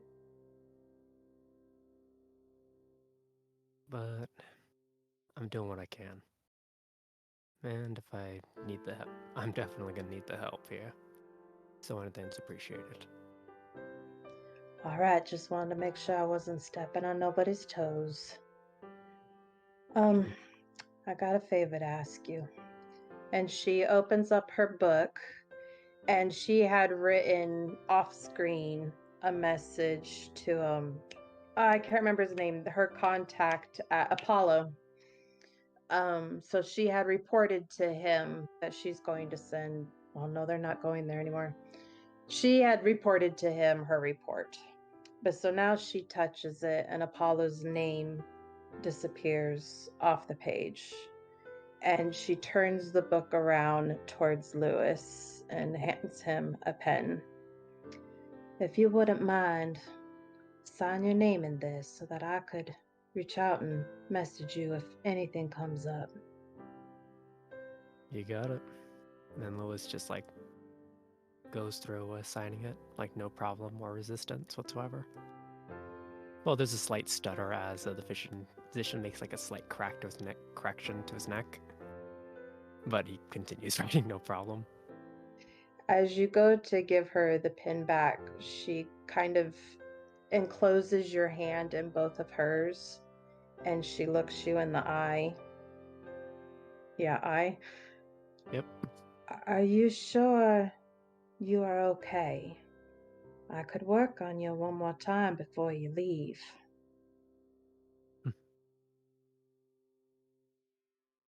Honestly,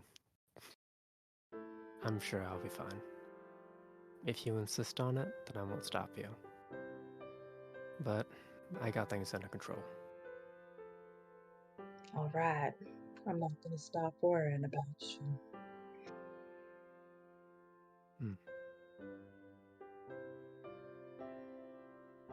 All right. Well, thank you very much. She takes the book and takes the pen. I think I'm going to turn in for the night. Sounds good. Rest up. You're gonna need it. And she will take her leave. Yeah. The physician would just follow after you. I'm sure you guys minor stuff to talk about, but the two of you disappear for the rest of the night. Or Judith, did you want to find her? Oh yeah. Yeah. You would intercept, and the physician would stop, and then realize that when he looks back and sees that this crank in Lewis' neck, it's far worse than he could ever imagine. He retreats back. To say she was like at the spiral staircase or something.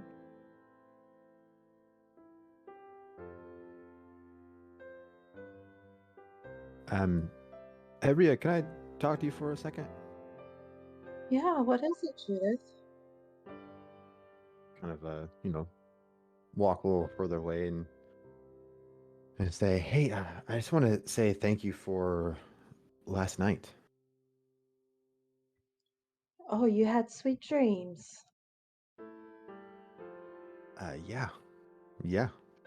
For the first time in my entire life, I actually trance. You see her face starts to light up, and then she gets it back under control. You mean the first time in your life? Yeah, and it wasn't terrifying. It was beautiful. Judith, And I'm so glad to hear that. I'm happy for you.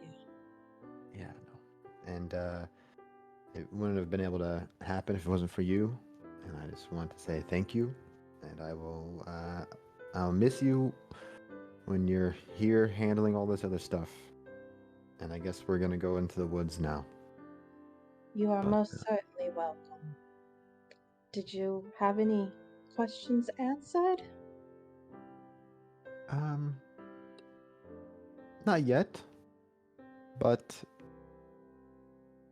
I guess I was left with more questions, which is my favorite kind of thing, you know? Well, I hope you have another good night tonight. But I wanted to let you know I'm worried about Lewis. This new marking of his. Just keep an eye out, all right? Yeah, I mean the thing's covering almost half his entire face. That can't be good. Yeah. And she's going to kind of awkwardly position herself like she's offering to hug you. Uh, yeah, oh, okay, yeah, sure, of course, of course.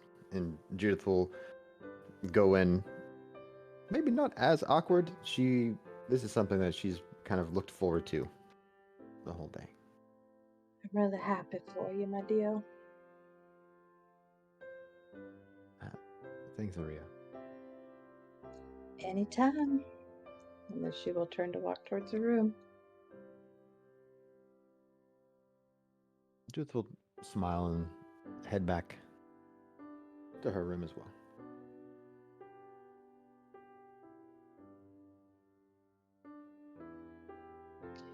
Phoenix is waiting for Lewis to, quote, retire.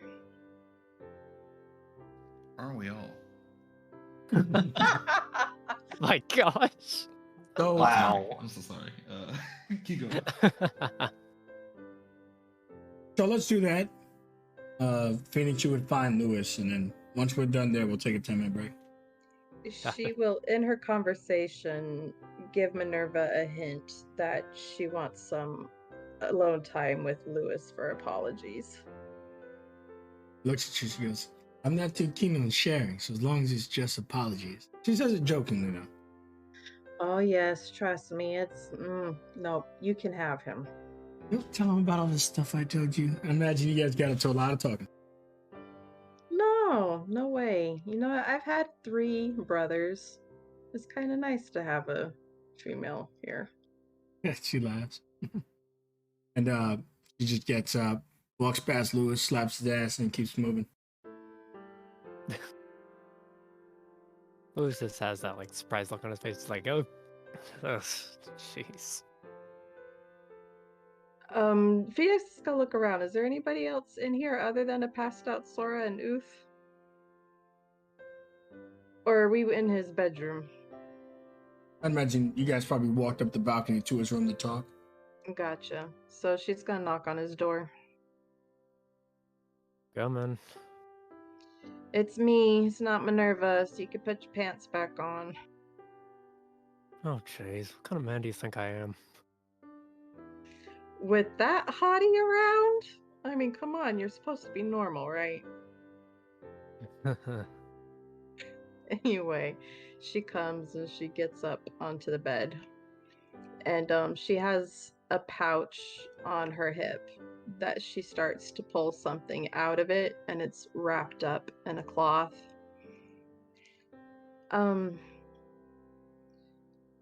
Everything that happened was really terrifying. But one of the things that kind of haunts me is that you lost your vision. And the reason why Jenkins still has a couple things that need to be polished is because I was studying the appraiser's eye that we got. And then she starts to lightly unfold the cloth off of this thing that is sitting in her palm. And as she's talking, you see this glistening. It sounds really gross, but it's not. But a mechanical eyeball that's got like a silver iris. I've worked really hard on this, and I'm positive, I have no doubt that this would come as close as possible to giving you your vision back. Of course, Mother Nature could do it better, but I really want you to accept this. And it's because it's my way of saying I'm sorry. There's just a smile across Lois's face. One that I honestly don't think Phoenix has seen before. Perhaps once or twice. But he seems much more genuine about it for whatever reason. You know, I helped you out back then because I wanted to, right? Yeah, I just haven't figured out why you wanted to. Honestly, I'm still trying to figure it out. Good. Makes two of us. But, so you let me install it? If you want. Cool. She is going to look around the room for something for you to put in your mouth just in case it hurts, because she's not sure how much putting an eye in your socket will hurt. Yeah, There's the physician you could get. And she will take off your bandages. So what this technically is Falcon approved this, but one of my infusions is I can replicate a common magic item. And so this is the prosthetic limb. Oh, it's sick. So this item replaces a lost eyeball. While the prosthetic is attached, it functions identically to the part it replaces. You can detach or reattach it as an action, and it cannot be removed against your will, but it detaches if you die. Oh, it's awesome. So she's going to very gently, as possible, install this in your eye socket. And at first you're going to feel some warmth as it like turns on, and you start getting parts of your brain light up, and your vision kind of goes blurry because you haven't had that side for a little while, but the shadowiness on the peripheral starts fading away. And probably about 10 minutes later, I would say, you have a new eyeball. While you're doing this, please make a investigation check. Uh-oh. Just because you're directly interacting with it. Uh-oh. Dig it. Okay, it's a little bit on the harder end to see, but I'd say you notice the basic of it. As you're kind of removing the bandages and you look at the socket, you notice that there is... The veins within the eye seem to be a slightly different color than they normally would be. With this type of tissue, it would probably either be like fully black by now or just like fully decayed, like you wouldn't really see much blood left. But for whatever reason, you notice a slight yellow tint where the veins would be. Just small detail. She is kind of worried that this is like an infection or something in here. Can I do a medicine check to see if she can... Sure. What she would think it is? It's not very good. It's only a 1, but... How about you Worth a take an shot. inspiration, see what happens? I would love that. Go ahead. Good. A 17 wouldn't have got you anything but a 20 will. Well, I'll allow Lewis to elaborate as much as he feels is appropriate here, and Lewis just is a solid check. Not to give away the whole cake, but at least a piece. Only if it's Got it. medical. Let's see. I'm also accounting for whatchamacall, the knowledge that she has of Lewis. Yeah, your general relationship, sure. Yeah. So you get the feeling that as you further observe this tissue, you start to notice something a little bit peculiar, being that around these yellow veins, there are slight traces of the tissue that's similar to his cursed tissue. So putting 1 and 2 together, you get the idea that it might have something to do with Tyrandrum. While she's inserting it then, she's going to ask, you feeling all right? Am I hurting you? Don't worry, I'm fine. Hey, Lewis, you remember that first day at the academy? We were there for quite a while. Yeah, just wondering if you remember where people are sitting at the table. Let's see. It's like toward bottom leftish of the hall, if I remember right. Try to keep my distance a bit. Yeah. My All right. Bite down, and she'll finish installing it. Got it. Ah. Man, that's brisk.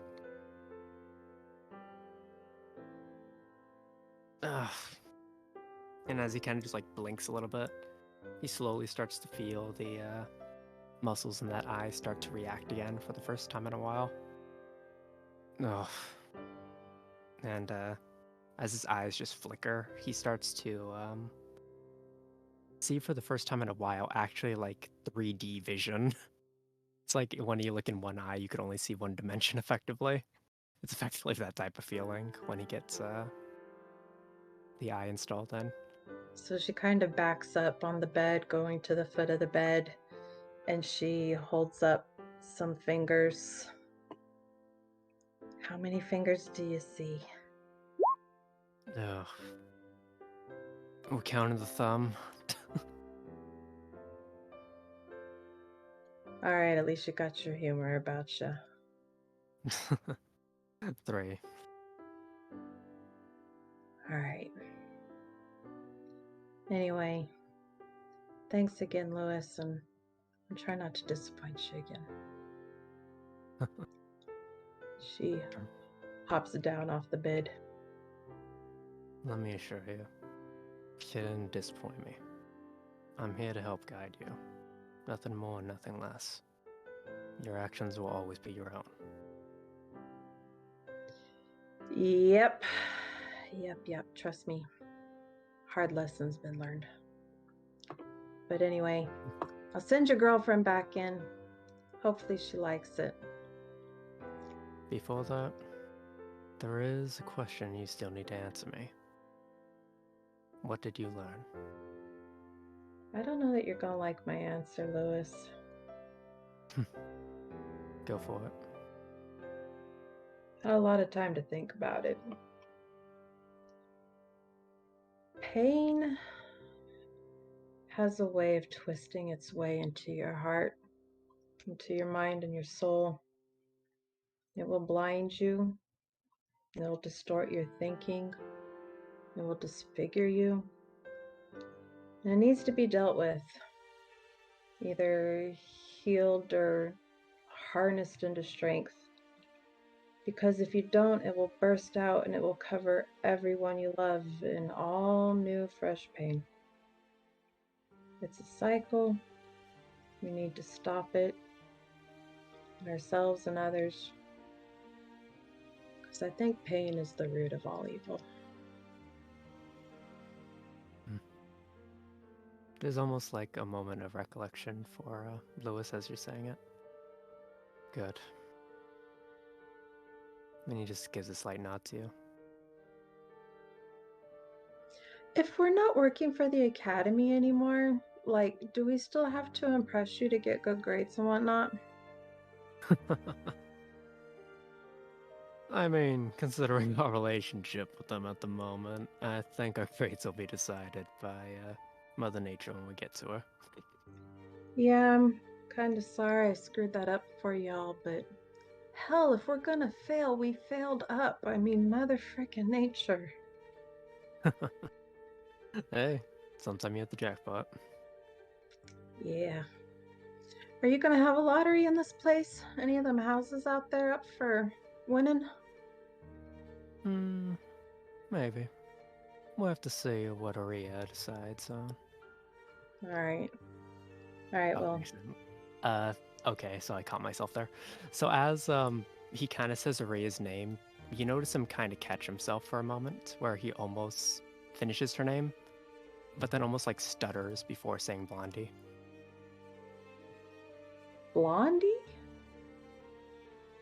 I'm going to say insight with advantage, because you have been around him long enough at this point.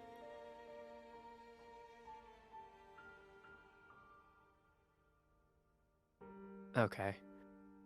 So knowing him for the past, like, half a year-ish or so now, you notice Lewis never says anybody's actual names. He always says some sort of nickname for someone. It's always been a descriptor. Amrit's always been Horns. Judith has always been Red. Sora's Hops. And you, I believe, was either Colors or Specs, one of the two. Yeah. He almost never says their actual names. So for him to actually slip like that and say her name is peculiar. You know, I don't know her very well, but she seems kind of the hottie-toddy type. She liked being called Blondie. Maybe. Who knows? It's Alright. just what I'm comfortable with. Alright. Have a good one. Have a good night. She will close the door and she's going to go over to I'm trying to think where she is on the map. Who's next to his door? Aria is actually. Yeah, it's Aria and Amrit on the left side. And it's Sora, Judith on the right side, and then you're on the top right. No, she's gonna go to Amrit since that's on her way to the stairs and knock on Amrit's door. There's no answer. Just get in there before Amrit does. She knocks again on Amrit's door. The door is slowly pulled open with a string.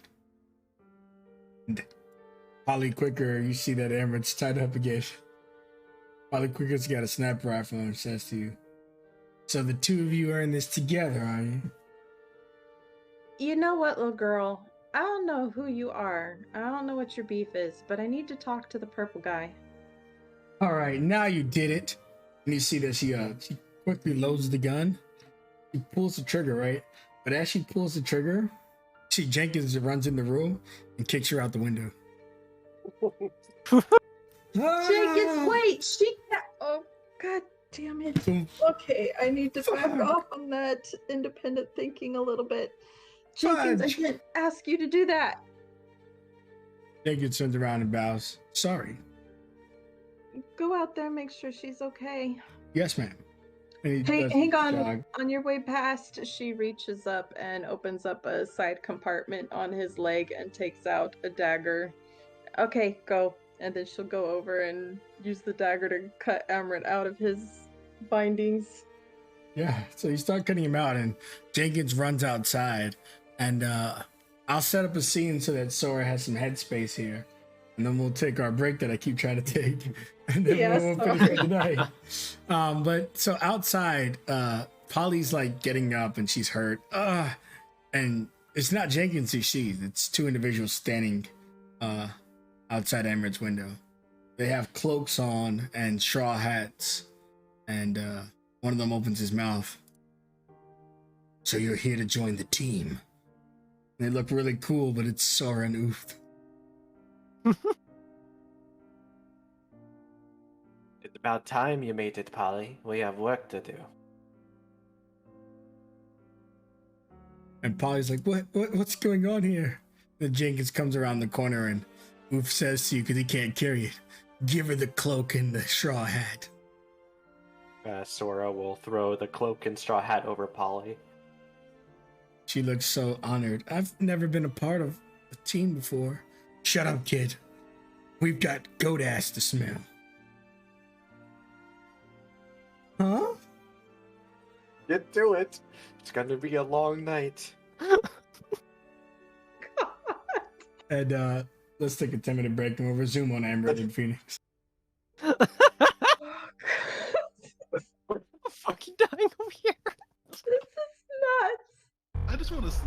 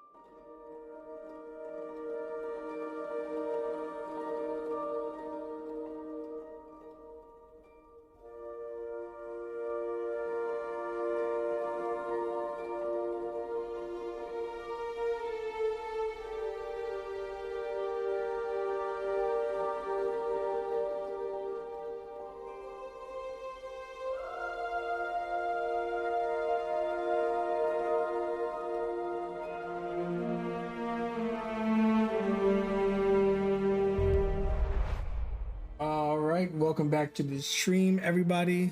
We pick up with, I think, well, what do we got here? We got a few people on a secret mission. I'm pretty sure Jenkins just got roped into this too, even though he doesn't have a usable nose. So those guys are going on a mission right now. And then Phoenix, you're slowly undoing the wiring around Emerald, and that is where we pick up. You're kidding me that little brat got the best of you? Like, are you that sound of a sleeper? I don't know, okay? She's like, she sets traps. I'm just trying to go to sleep. All right, well, I got a question for you. I was just in Lois's room. Wait, is that kid okay, actually? I don't know. She goes over to the window, looks outside. Does she see anybody outside the window? 3 mysterious figures walk off into the darkness, and you can tell, you just see one of them has a tail winging in the dark. It looks just like Sora's tail.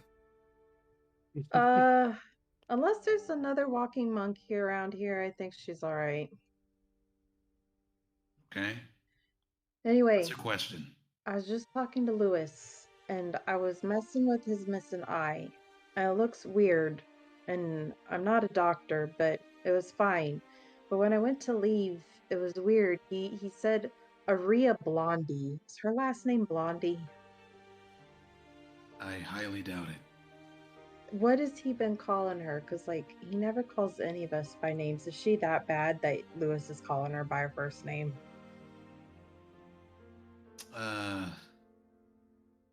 So I've been a kid for like the most of the time I've been with her, so I think he's been calling her that. He's been calling her Aria. No, I think it's been Blondie. How long has his blackness been all the way up onto his face? Couple of days, I guess. Has it been that bad?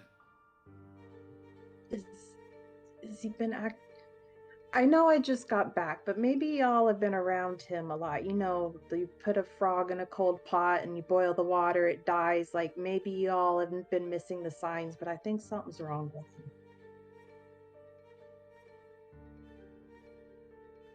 I'm sorry that now you confused me. What would you do if you knew Lewis wasn't right in the head? What I would do? Yeah.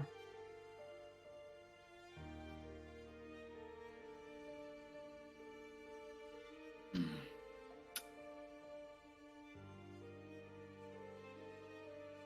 think he's somehow taken over? I mean, I haven't been around, but we all did get sucked into that weird realm with the dragon. Like, is he still fighting with that thing? Well, it's all over his face, literally. If he was compromised, well, my idea would go last. We'll say that. I'm Plan Z. Do you think we should get Aria involved? Outside source, yeah. More perspective. All right. Do you know which room is hers?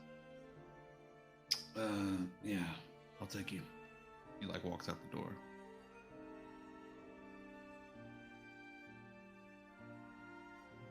We will go visit Aria. I don't know if you want to change scenes before we get there or not. Sure, well, you guys set out, and then I'll just quickly touch base with everybody, and then I'll cover the NPCs first. Frankie, you see him, he's got set up in the guest room, and he's just in there sleeping, and in his sleep you can hear him say, "I'm certified." And Pascal is set up in a room not too far from yours, just around the corner. And he would check on you, and presumably you guys had words and talked briefly. And he's settling down for bed. He's got a lot to think of, especially with the potential sanctuary events. The wyverns are in the courtyard, and for some weird reason, they also have cloaks and straw hats on. Anyways, Other than that, no one else is doing anything right now. What about the PCs? Anything else you guys would like to do? I'm going to have a scene with you, Sora, so don't worry about that. We will get to that. But I am good. Is anyone else, any of the other PCs want to do anything before we continue with Amrut and Phoenix? Judith is just going to be in a room. She's just going to be writing in her book, talking to the prince. Just, checking in on him, comforting him, and that's really about it. And then she'll end up falling asleep.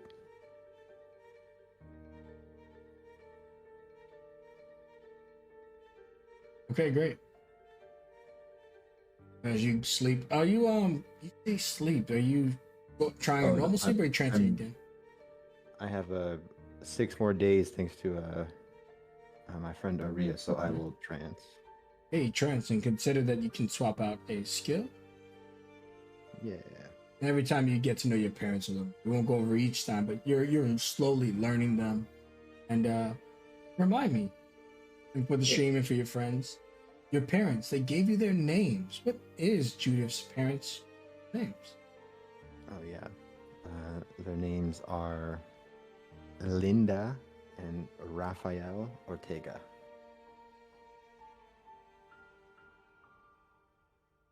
Okay, excellent. Really great names.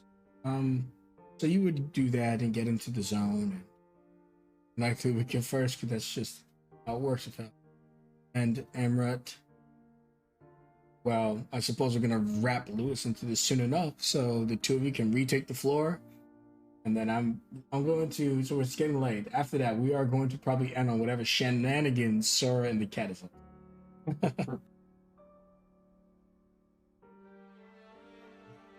All right, so I go to Aria's door. Fuck, I'm a box. I knock. Yeah. Come in, it's open. I open the door and motion for Phoenix to walk in. Yeah, sorry to bother you, but I was just in Lewis's room and something's not right with him. A little more detail, please. Well, see, I had this eyeball that I was putting in his eye socket and the veins were like not right. He hasn't had his eye in some time. Yeah, You I didn't know. tell me that part. Wait. I know that. Well, do you know all the medical stuff, Amrit? Replacing an eye? Anyway, the veins in his socket, they were like yellow, and it wasn't like pus, because that was my first idea, but no, the veins themselves were yellow. If they were not used, I would think they would have been like dead, like dark. Yeah, I do believe that's correct. But that's not the thing. The thing is, like, when I was leaving, he said your name, like he called you Aria Blondie. Is that normal?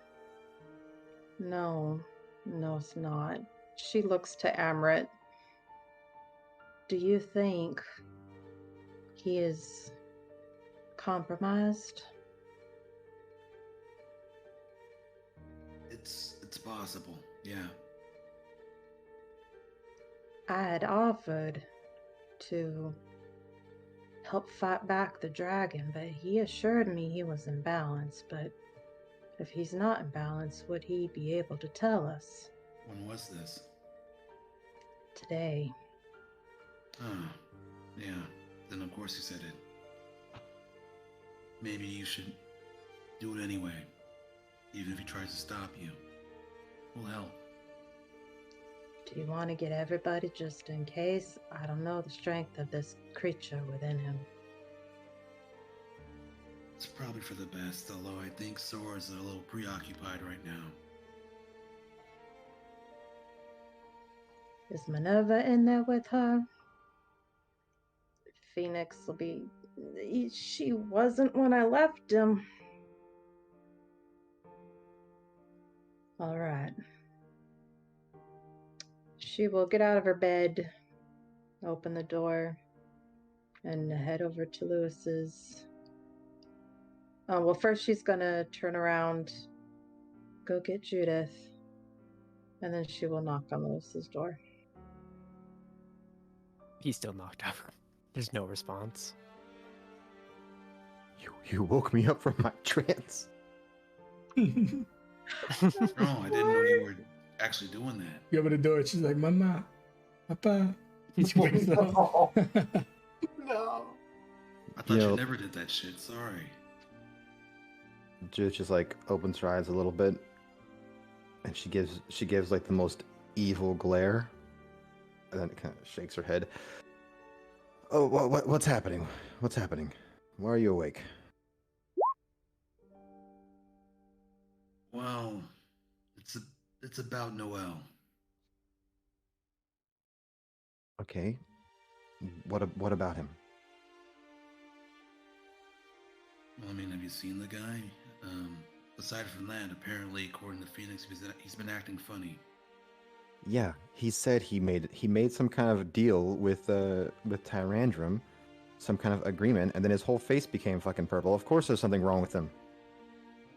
And you guys weren't going to do anything about she's it? just a little spicy. What? You guys What a- weren't going. Yeah, there's been a lot of things happening right now. That's all. But Yeah. We put our faith in him in this moment. I won't say it was misplaced, but we you do wanna go- trust him. should we go Not talk to him that right thing. now? Sorry. Yeah. Should we go talk to him? Should we go kick his ass right now? Let's do it.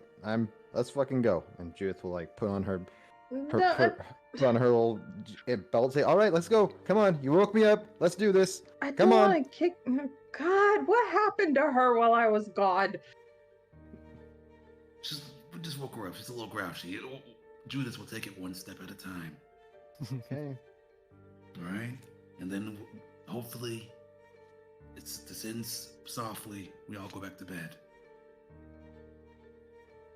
Meanwhile, while they were over there angering the Bloom, Aria would be trying to enter Lewis's door. If there was no answer, she would crack it open and peek inside.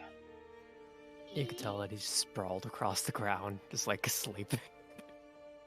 Because he doesn't sleep on his bed. Yeah, I was gonna Well, say it's it's Minerva in there on the bed. Whatever it is, but she's in a corner of the room. She just puts a finger in front of her face. Shh.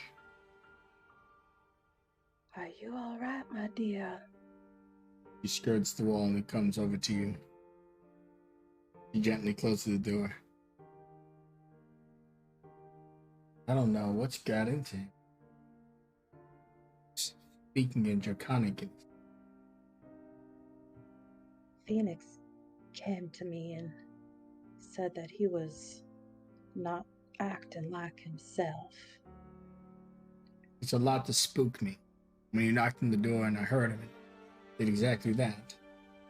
It didn't sound like the Louis I knew. It sounded like something else. Words, do you speak Draconic? No, I'm afraid I don't, and she will reach out to hold her hands because she sees that she's really unnerved. With your permission, I'd like to try to see if I can fight back that demon within him.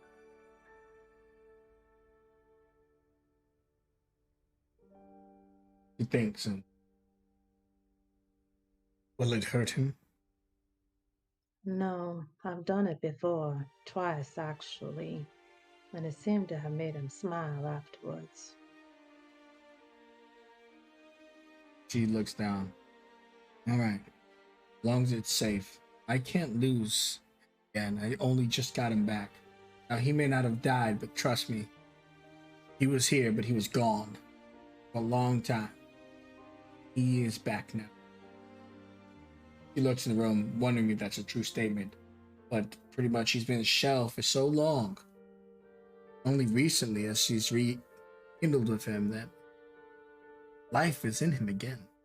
So she looks into Aria's eyes deeply.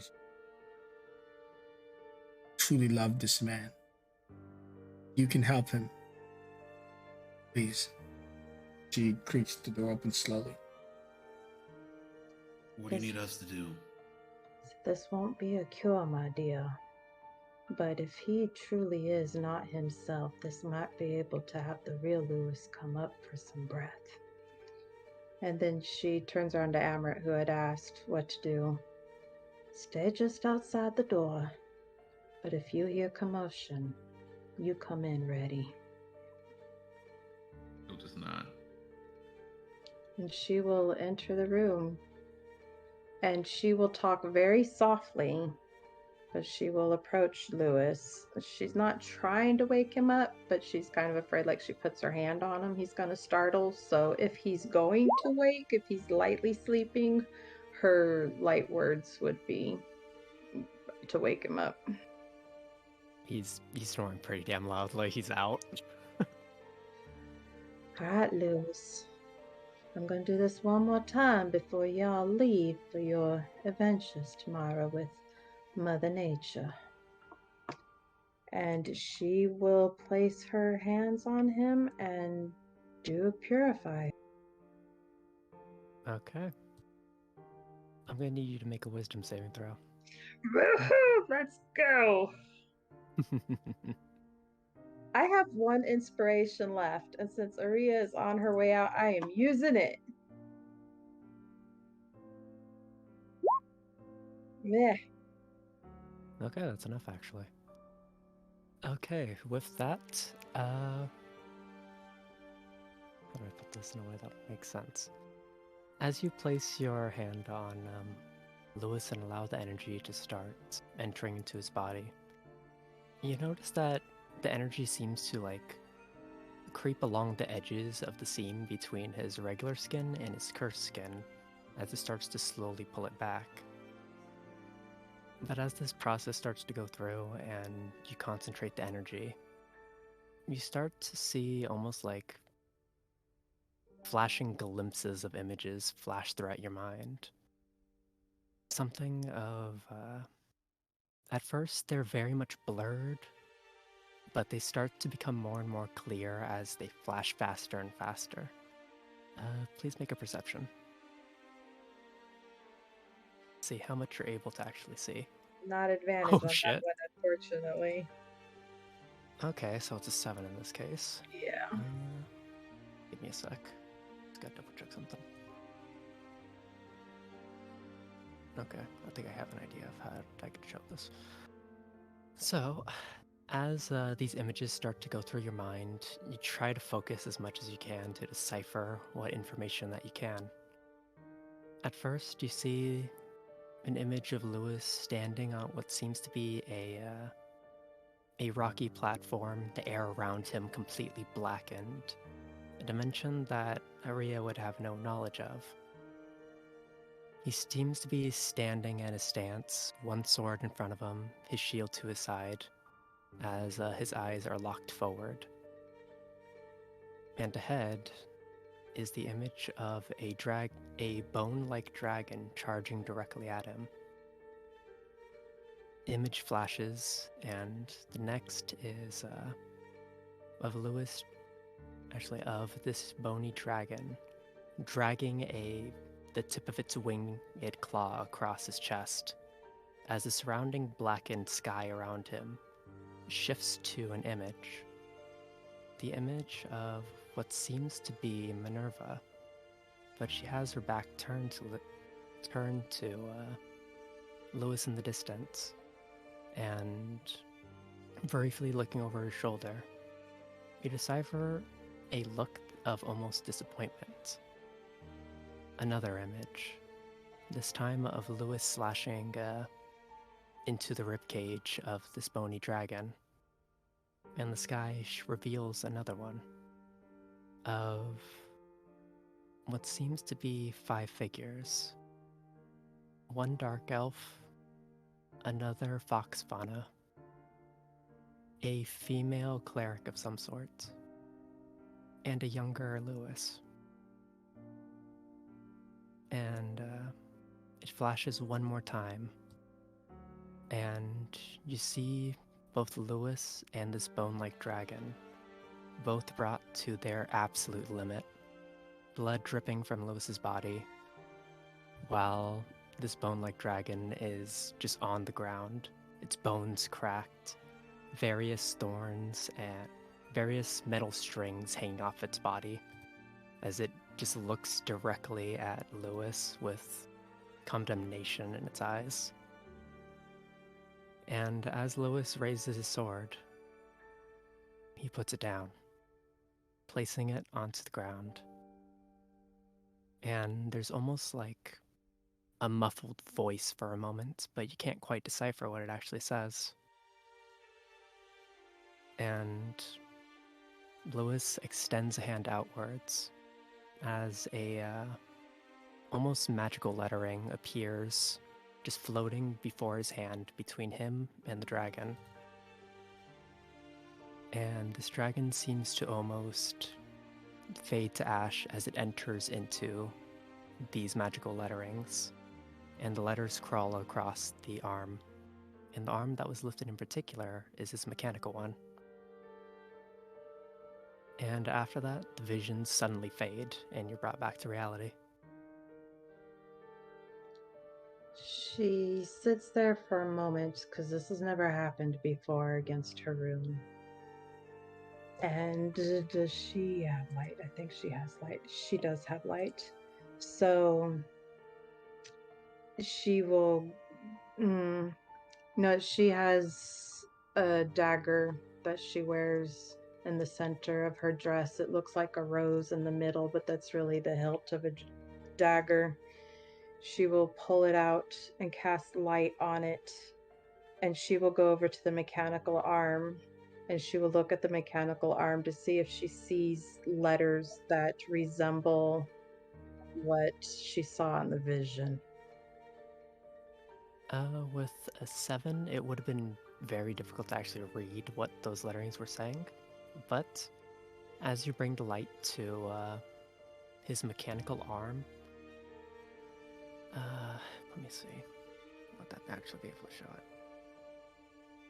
I'd say you'd be able to see like, you know, kind of like that look when you pour like a little bit of acid on metal, it like slightly discolors it. Yeah, it kind of seems like that, and the form of the lettering, very faintly. What languages do you speak? Well, I guess I can be pretty upfront with this. Do you speak Draconic? No, I don't. Okay, then you're not unsure of What about the what it is. people immediately next to him? Well, I guess it's in her head, right? She saw the stuff in her head, but right now she's looking at the arm. But Because in Amra reality. and Judith are right behind her, so if either of them speak Chicano. she had told Phoenix. them to stay outside the door, but Minerva was in there. Gotcha. Okay. So she's gonna turn towards Minerva. Do any of them speak Draconic? Well, she doesn't know that's Draconic, so never mind. She does want Phoenix though, because Phoenix is used to mechanical stuff. So she will look to Minerva. Go ahead and let them come in, but tell them to keep quiet. I want the artificer to come in and look at this. She nods at you, and he opens the door the whole way, seeing that Judith's got the gun at the ready. I'm not sure what Amrat's doing, but Phoenix will be able to enter.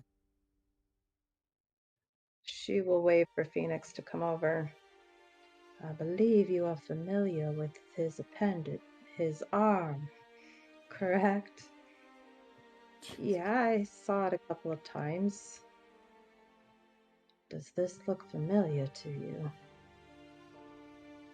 I mean, no, but I haven't been around for a while. I don't know what that is. Hey, can any of you guys... Well, she'll go over quietly. There's some writing on his arm, but I don't know what it says. Judith, you're like very lingual, right? Did you say I'm very lingual? Yeah, being a reporter and whatnot, I figure you speak the most languages out of all of us. I can figure it out of what he says. And I will cast Comprehend Languages on myself. I'm just chilling in the back. Gotcha. Now, if it's written, you have to touch him, and every minute you'll get a page worth of words. Oh, I touched the old man. Just messing with you. Judith will. Oh, this might not be a good idea. Fuck it. Judith will touch the writing. Okay. At this point, since he just got the eye, I'm gonna say he hasn't regained his 5 passive perception he lost since he lost the eye yet. So go ahead and make a sleight of hand check.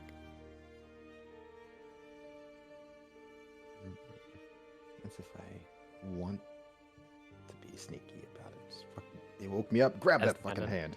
I'm just kidding. No. All right, I'll. Not a stealth. Come on, bro. I'll do sleight of hand. Slightly brushing your hand, not yeah, you're fine. Easily. He only has like a 7 passive right now.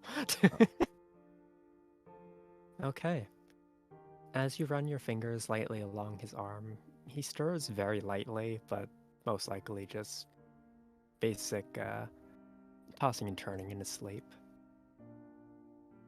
But as you run your fingers along, this message starts to become deciphered. I will. I'll put my paper on the ground. In Goblin, I'll whisper, "And begin." And my orders quill will go up and start writing whatever as I translate what it says. Got it. God, this is gonna be fucking hard for me to do. I have to transition between 2 fucking voices to do it. Welcome to the club. Yeah, right? I mean, you've heard my Tyrandrum voice and my Lewis voice. This is gonna be Yeah, hard. very different. Okay, let's do this. Whew. Scattered paths. Ruin lives. Only the one true of heart will thrive. Should the dark prove true, the beast awakens. Should the light be revealed, paths will converge once more. And I will post that in the chat, so that way, it's actually comprehensible. Yeah, that is what is on the paper that Judith put on the ground. Let me sort it out so it's actually a bit easier to read. Just checking, Judith. Did it write in Goblin, or was that just how you make it work? Oh yeah, it wrote in Goblin. No. I'll say it wrote in Common, but Okay. it usually does write in Goblin. Yeah. So The fuck is this? Maria is Write it out. trying to read this as it is being written out. So the bottom section is just a little bit more comprehensible or easy to read.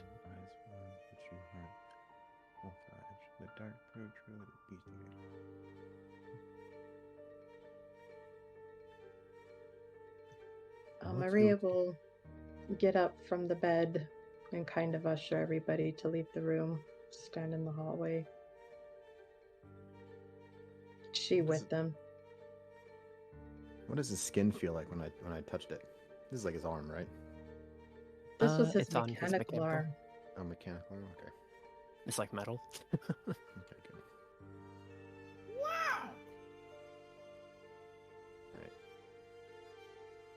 I have never met a force that would resist my light room. I have never had visions when I attempted to use it. Whatever it wasn't Lewis, because I've done this twice before. There is something within him that is strong, that is resistant. There was like blackness. He was fighting a giant bone dragon. But I don't know if it's a tale of the future or a tale of the past, because there were flashes whenever you were in there with your back towards him. And he was surrounded by a party, but he was younger. And none of the people he was with were any of you.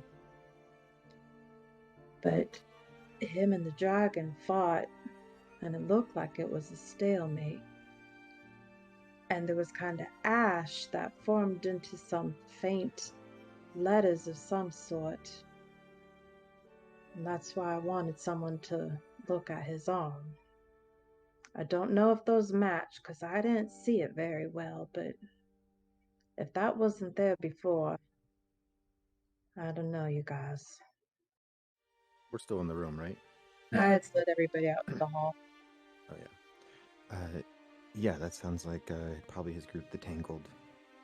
We saw flashes of them fighting when we were in Tyrandrum's little demi-plane that he put us in, and when we were leaving. I don't know if that's the same similar vision there, Falcon, but Yeah, I mean, Minerva would confirm that it's the Tangled, and obviously she was there.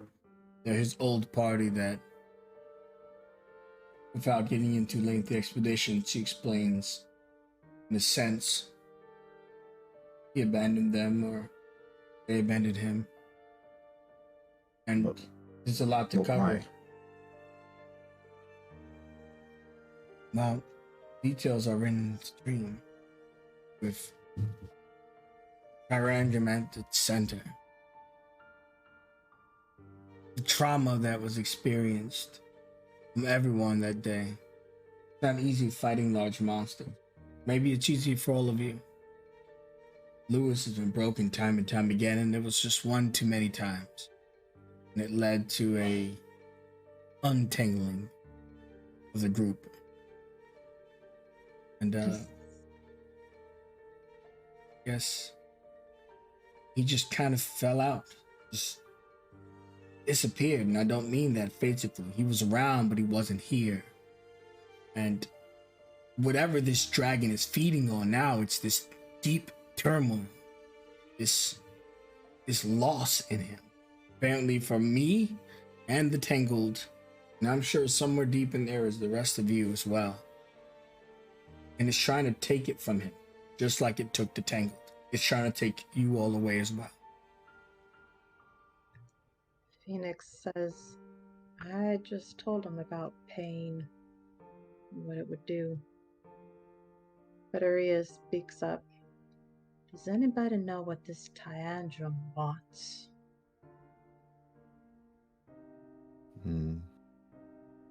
No. But I can maybe talk to him. Just whatever it is he wants. I think Lewis is his vessel to get it. Did What he do you always mean by have? talk?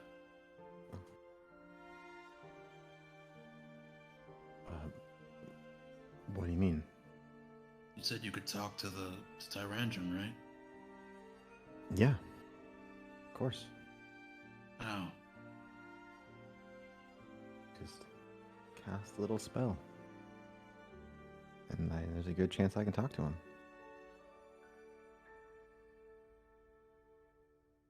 I'm sure it'd be okay. Nothing wrong can happen there, right? I mean, what is there to really say? Leave our friend alone? We can ask. Pretty please? What we can ask? What does he really want? And Do you think he would tell you the truth? sometimes even in a lie, there's a little bit of truth that can be found. She nods. Minerva, was he dealing with this when you were a part of the group? Or a part of the Tangled? I was never really a part of the Tangled. I journeyed with them, but that was an official capacity. I was just kind of there.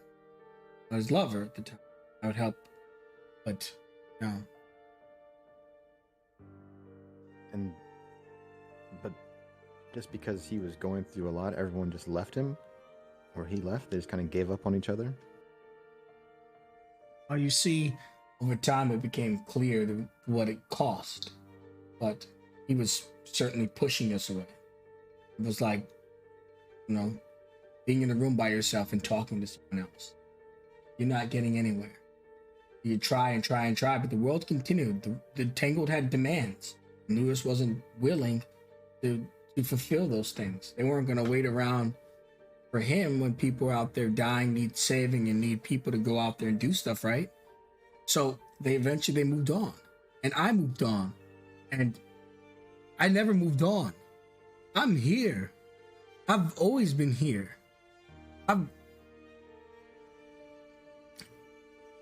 Maria will place her hand on Minerva's back. She's like starts crying a little bit. We tried, Judith. It's not easy to explain. This is just how the pieces fell. Now we want to pick them back up. It looks like they're falling again. What do you think the relationship is like with him and the rest and the other members of the Tangled? Do you think they would be willing to help if there was a chance to actually help him and not give up on him this time? We don't know. And to use that word so harshly, he gave up on us. Probably a two-way street, but yeah, I understand. Sorry, I just woke up. I'm a little spicy right now. Yeah.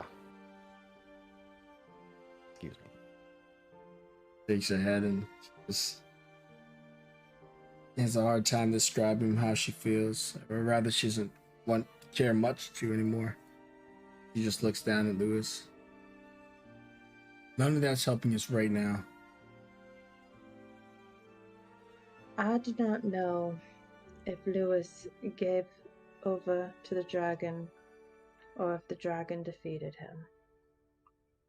I'm not sure it matters if Tyandrum is in control. I think it would be at least beneficial to have the knowledge of what that thing wants.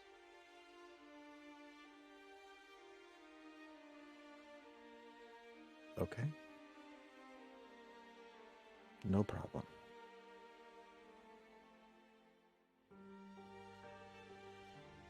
I'm sure it can speak other than Draconic, right?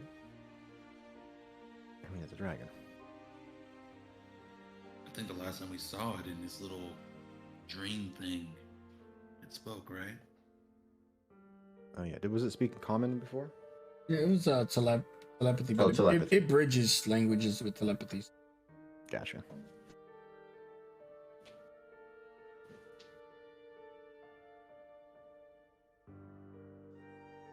Oh, you want to do this right now? Yeah, I mean. Oh, okay. Sorry. Yeah, we're just all like staring at her. Yeah, literally everybody. Okay. Judith will go and sit down right in front of Lewis. Phoenix is just barely inside the room against the wall, Aria too.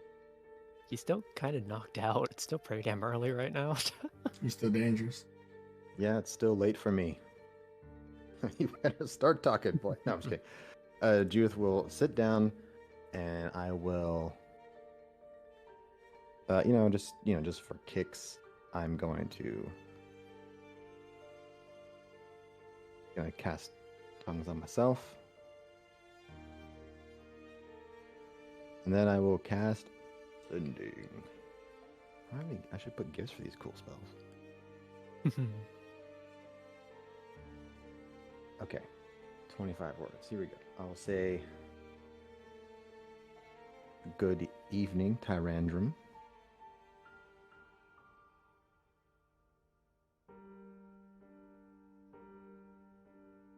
You obviously need Lewis, but why don't you tell me what it's for and stop these games?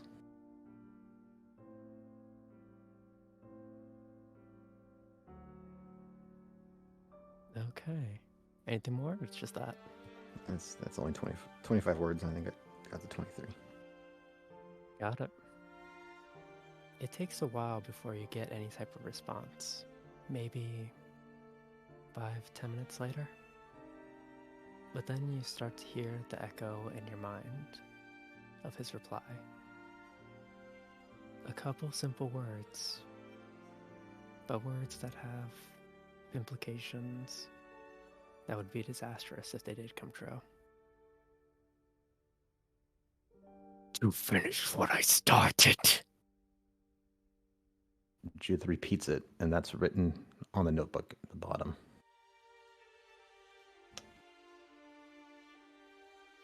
All right.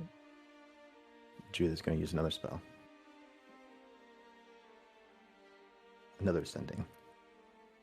How many thirds do you have? This is my last one. Because I cast tongues on myself like a fool, but whatever. Well, she's gonna say, yeah, I know that was. Oh, hold on. She's gonna say, yeah, that was vague. Looking for something a little more answer filled. Or are you afraid?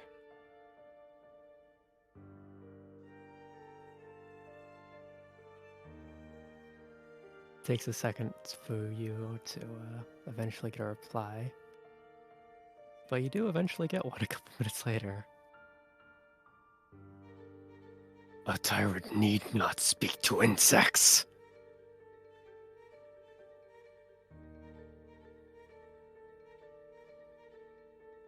That's written down as well.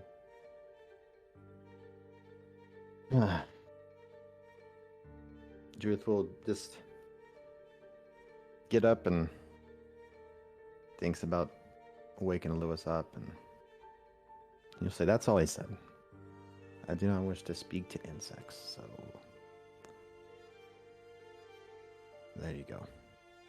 Well, I'm kind of out of my spells to keep this one-way conversation going until tomorrow, but yeah, that's sadly all I can do right now. I appreciate the effort. Yeah, so sorry if I'm a little touchy right now. I was having a great having a great sleep, or trance. But I will talk to you guys all later. If Lewis wakes up and tries to kill everybody, let me know. Other than that, please leave me alone. Sure. Yeah. Thank you. Phoenix is like, I'm sorry. I was worried. Hey, and Judith will stop at Phoenix there, and the bristliness that she has just kind of goes away as she's right next to you and looks, and she goes, "No, it's all right, Phoenix. We just got you back. We can't go and be losing another person so soon, right? Sweet dreams. It's you too."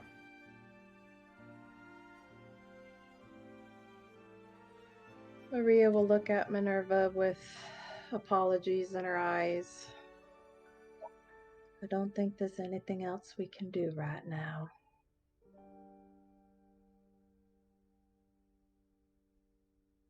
see that the affection has moved. If not for your touch, it might have been 90%. So it grew? Well, it grew dramatically, but we are subtracting what Aria would have normally reduced. Oh, okay. So it is reduced a little bit, but Yeah. gotcha. So it I was should be thinking 90. she made it worse. What the hell? No, it should be 90%. It's collectively grows every night. So anyways, as it tries to take over, whatever, it's still him though, right? He's still in there. He's in there, but I don't know how much control he has. I'm not going to. Maybe Judith is right. Maybe we could have tried more. She wasn't there. No, Mattia. No, don't second guess it. Don't pay her no mind. She didn't mean nothing by it. Just do not sacrifice yourself on this altar. You understand? Yeah. I won't leave him alone. You see, she's like, goes to lay down next to him on the floor. I'll let you be. I'm right next door if you need me. She looks at you one last time as she lays down, and She slowly just puts her hand on his chest. And it's warm, even for her. Probably infernal now, this body. And he just watches him. You doubt she's going to sleep tonight. He's going to be there by his side.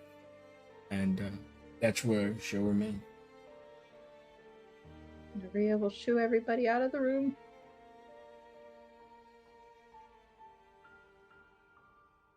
I appreciate y'all's help. Kinda wish I was going with you.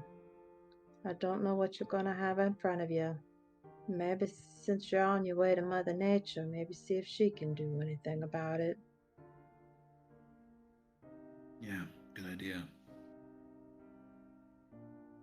Everybody try to get some sleep. At any rate, I don't think he's gonna get up and do a murder spree tonight. Phoenix is like, that's not funny.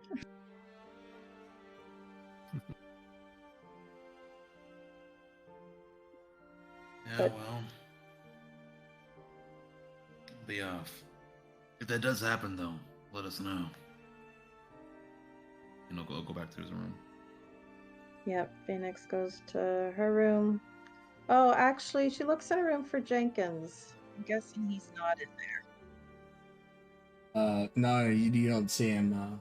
You can feel that he's in the area, but he's not accessible right now. Unless you really need him, you can go out there and get him. But he's helping him catch ghosts. Yeah, no. And she's going to peek into Sora's room just because she thought she saw Sora outside. If the bed's still empty, she's just going to shrug and assume Sora and Jenkins are off on some fun. Yeah. So would you have been dramatic enough to like put a pillow there to sneak out, or you just left it messy and left? It just looks messy, like she didn't even bother. Okay. And that's good because is there anything else anyone else would like to do before I transition to Sora, which will also transition to the end of the set? I'd like to do one last thing after Sora's, if possible. After It would be Sora? toward the morning. Oh, towards the morning. Okay. Yeah. Sure. It'll be Let's see. So No, it's not. It's not an issue. So in the room, when everyone left, the door closed. Minerva just kind of cries, and she's a fireborn. So you see her tears, while they look like very transparent, not like thick lava, but very transparent lava. And they don't really burn that hot. They're just kind of like warm water, and they fall onto you. She holds you and she goes, tells you, she whispers in your ear, at the back where we squat outside, eating away our worries, at the edge of the receding glacier, where painfully and with wonder, having survived even this far, we are learning fire together. And she moves her head to your chest, wondering if maybe the dragon will awaken and hurt her. She just mutters the words, won't leave you. Not this time. Only. And she doesn't go to sleep the whole night. Whenever you do wake up tomorrow, you'll see that she's awake. She's concerned. She's out of tears, but they're still trying to leave her face. And you'll see the face of a woman who loves you like no one could ever love you. Not this much. This is special. This is the dream everyone chases. Of course, it's still ugly at times. And you're going to see all that when you look at her. Hopefully it's you that wakes up. But in any case, Minerva's here. She's not going anywhere.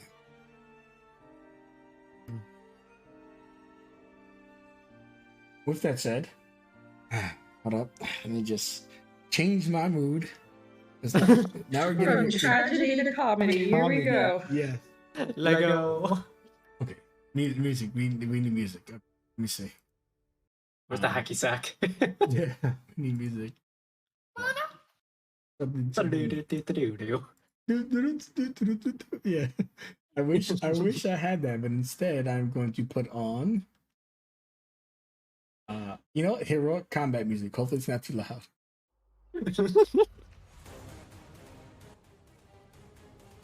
So, somewhere out in the fields, looking down over a vast area, there are about 80 goats, and all of them are turning and looking at this boulder that has 3 individuals standing on it. Jenkins nowhere to be seen.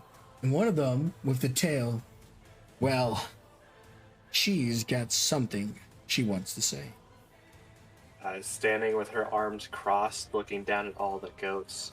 She kind of puts her hand towards her face in this dramatic pose, leaning back. Prepare for trouble. And make it double. To protect the world from devastation. To unite all people within our nation. To denounce the evils of truth and love. To extend our paws to the stars above. Sora. Uth. Team Animal, bless off at the speed of light. Surrender now, or prepare to fight. And don't forget Polly, that's right. And Sora cracks her knuckles looking at all these goats. One of you does not belong, and I will get to the bottom of it. So, prepare yourselves. Yes, and we really mean the bottom of it. She puts on some type of device on her nose. It's sniffing time. She rolls down the rock, and the goats start to run, and that's when the Oops yells, "Now!" And then like 7 nets get shot out of Jenkins, who's hiding in a bush, and they start capturing the goats.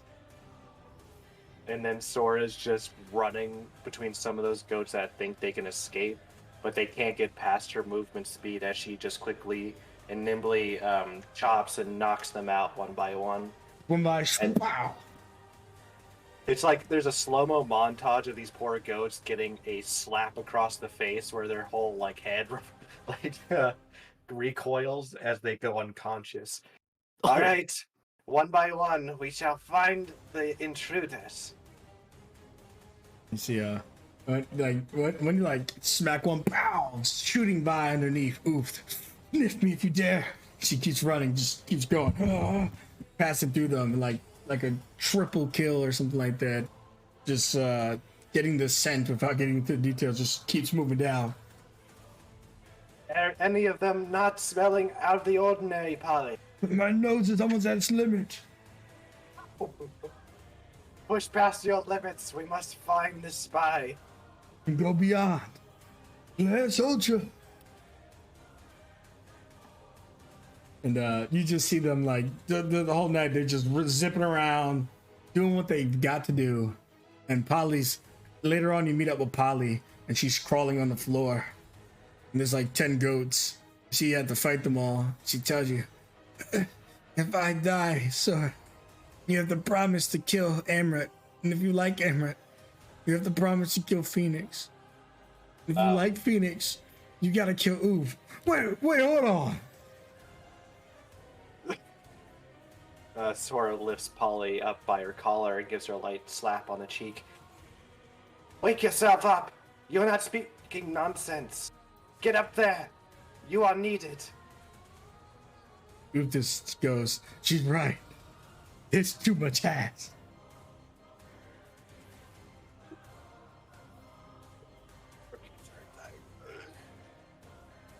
We shall get to the bottom of this. Our friends need us. We shall not suffer for a murderer to be among these smelly goats.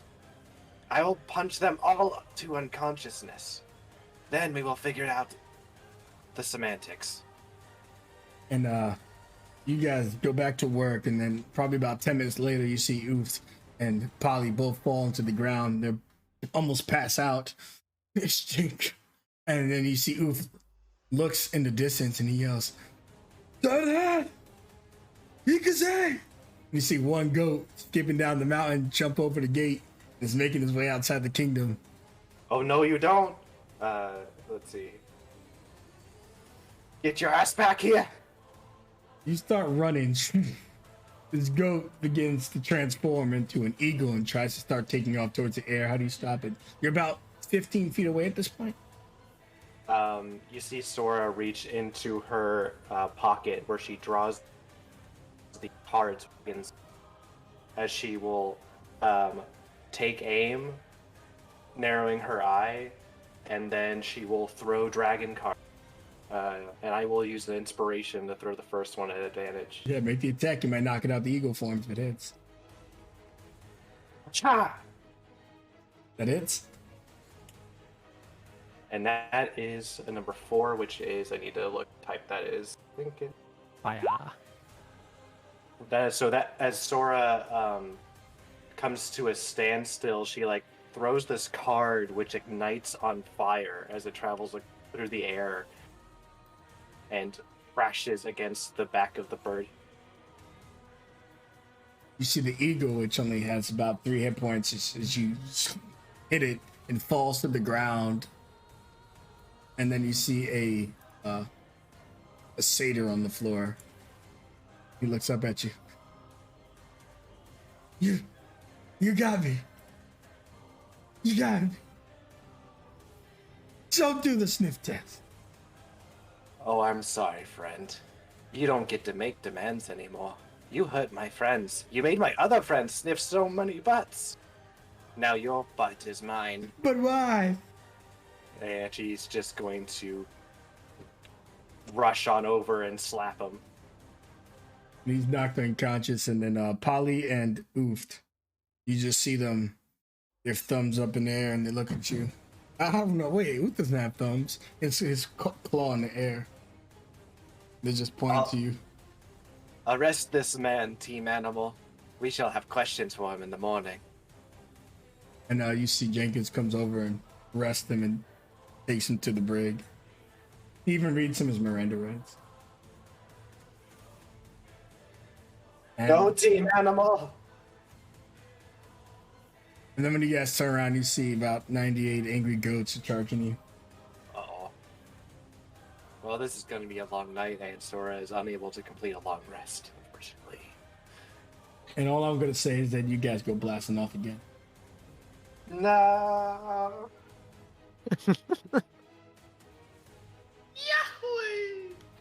And now, Lewis, you can manage to shift the tone back for me. I could do it very easily. Good. And you're a better man than I. It was very hard to get to here. God, I love it. So dumb. Oh, all right. Lewis, in the morning, around dawn, when the sun is starting to rise. Sunrise, what the hell am I thinking? Words as Lewis starts to open his eyes. His eyes just meet with Minerva's, a face that's just filled with absolute worry. And there's just like a smile across his face, his eyes just soft. You alright? I thought I told you to stay on the bed.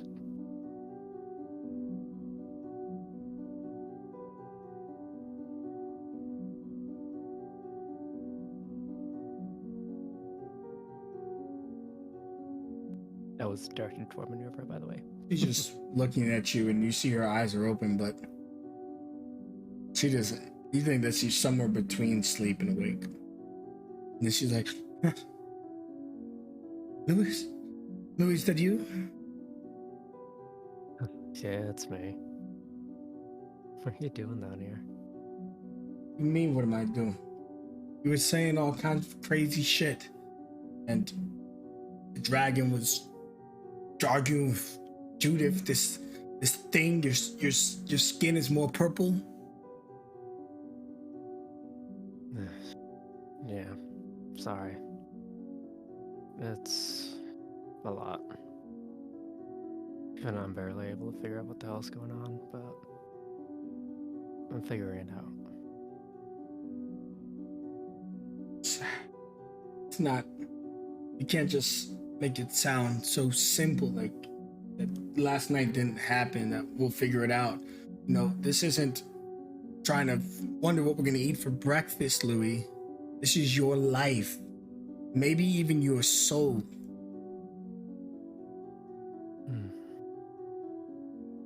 Hearing the word soul in particular, his eye just further softens. Yeah, I know.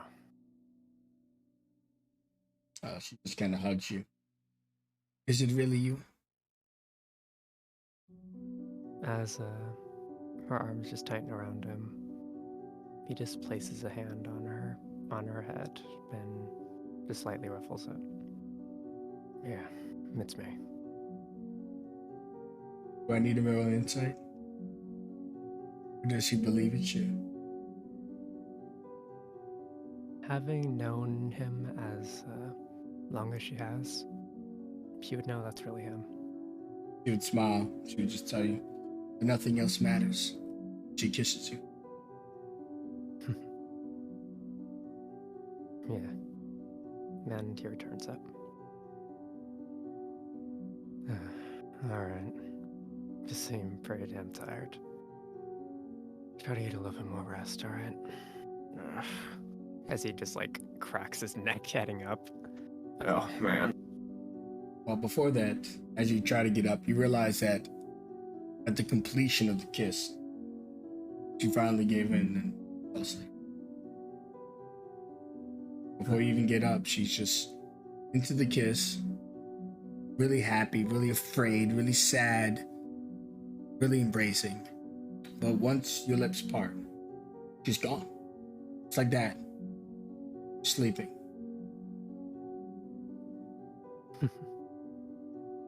I keep telling you to stop overdoing it. Oh well. I guess we're both just as stubborn as each other after all. And he just sits up, takes the blanket, and just covers her as he lifts her off the ground and back onto the bed.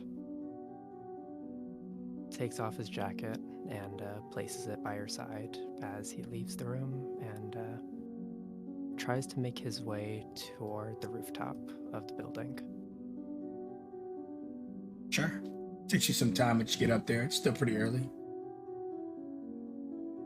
Lewis, having been one of the first people to wake up at this point, just kind of sits where the bell tower of this building is, resting along one of the stumps and letting his leg just overhang off the side as he just stares at the sunrise. As he watches, all sorts of memories stir within his mind. Memories that are twisted, others that are joyous. Some of what's happening now, others within the past. As these memories slowly surge, the last two being of him with the Tangled and him now with the current group. He reaches for the flask that's on his side and the flask of alcohol on his side and kind of just like rubs his thumb along the face of it as he just stares at his own reflection of him with a robotic eye and a curse that continues to crawl across his body, always attempting to consume him, but never stopping no matter how hard he tries. And for a moment, that urge to take a drink starts to make its way, but he just shakes his head, and almost in an instant, it seemingly disappears. He stands up on that rooftop and holds the flask in his hand as he proceeds to toss it off the side of toward the mountain, far away from him as he can, and starts making his way down the tower to meet up with everybody.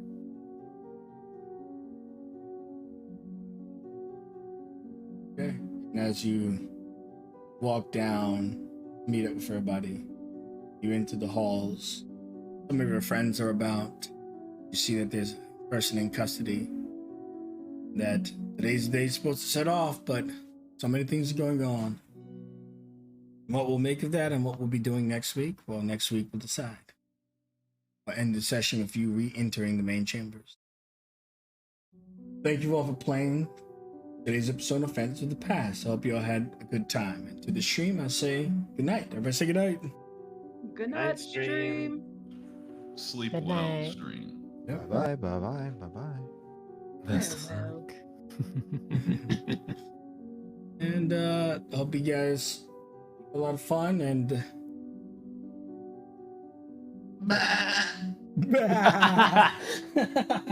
that's where I will hit the credits. Goodbye. Out of fear, we kept running, tried to hide away. Can you hear? War is coming, beckoning our fate. This is the day that we stand up. This is the day we fight. We'll take our pace, we won't give in. Our victory is in sight. Only a sword in our hand, but we enter the lion's den. We're not waiting for a war. We bring the war to them.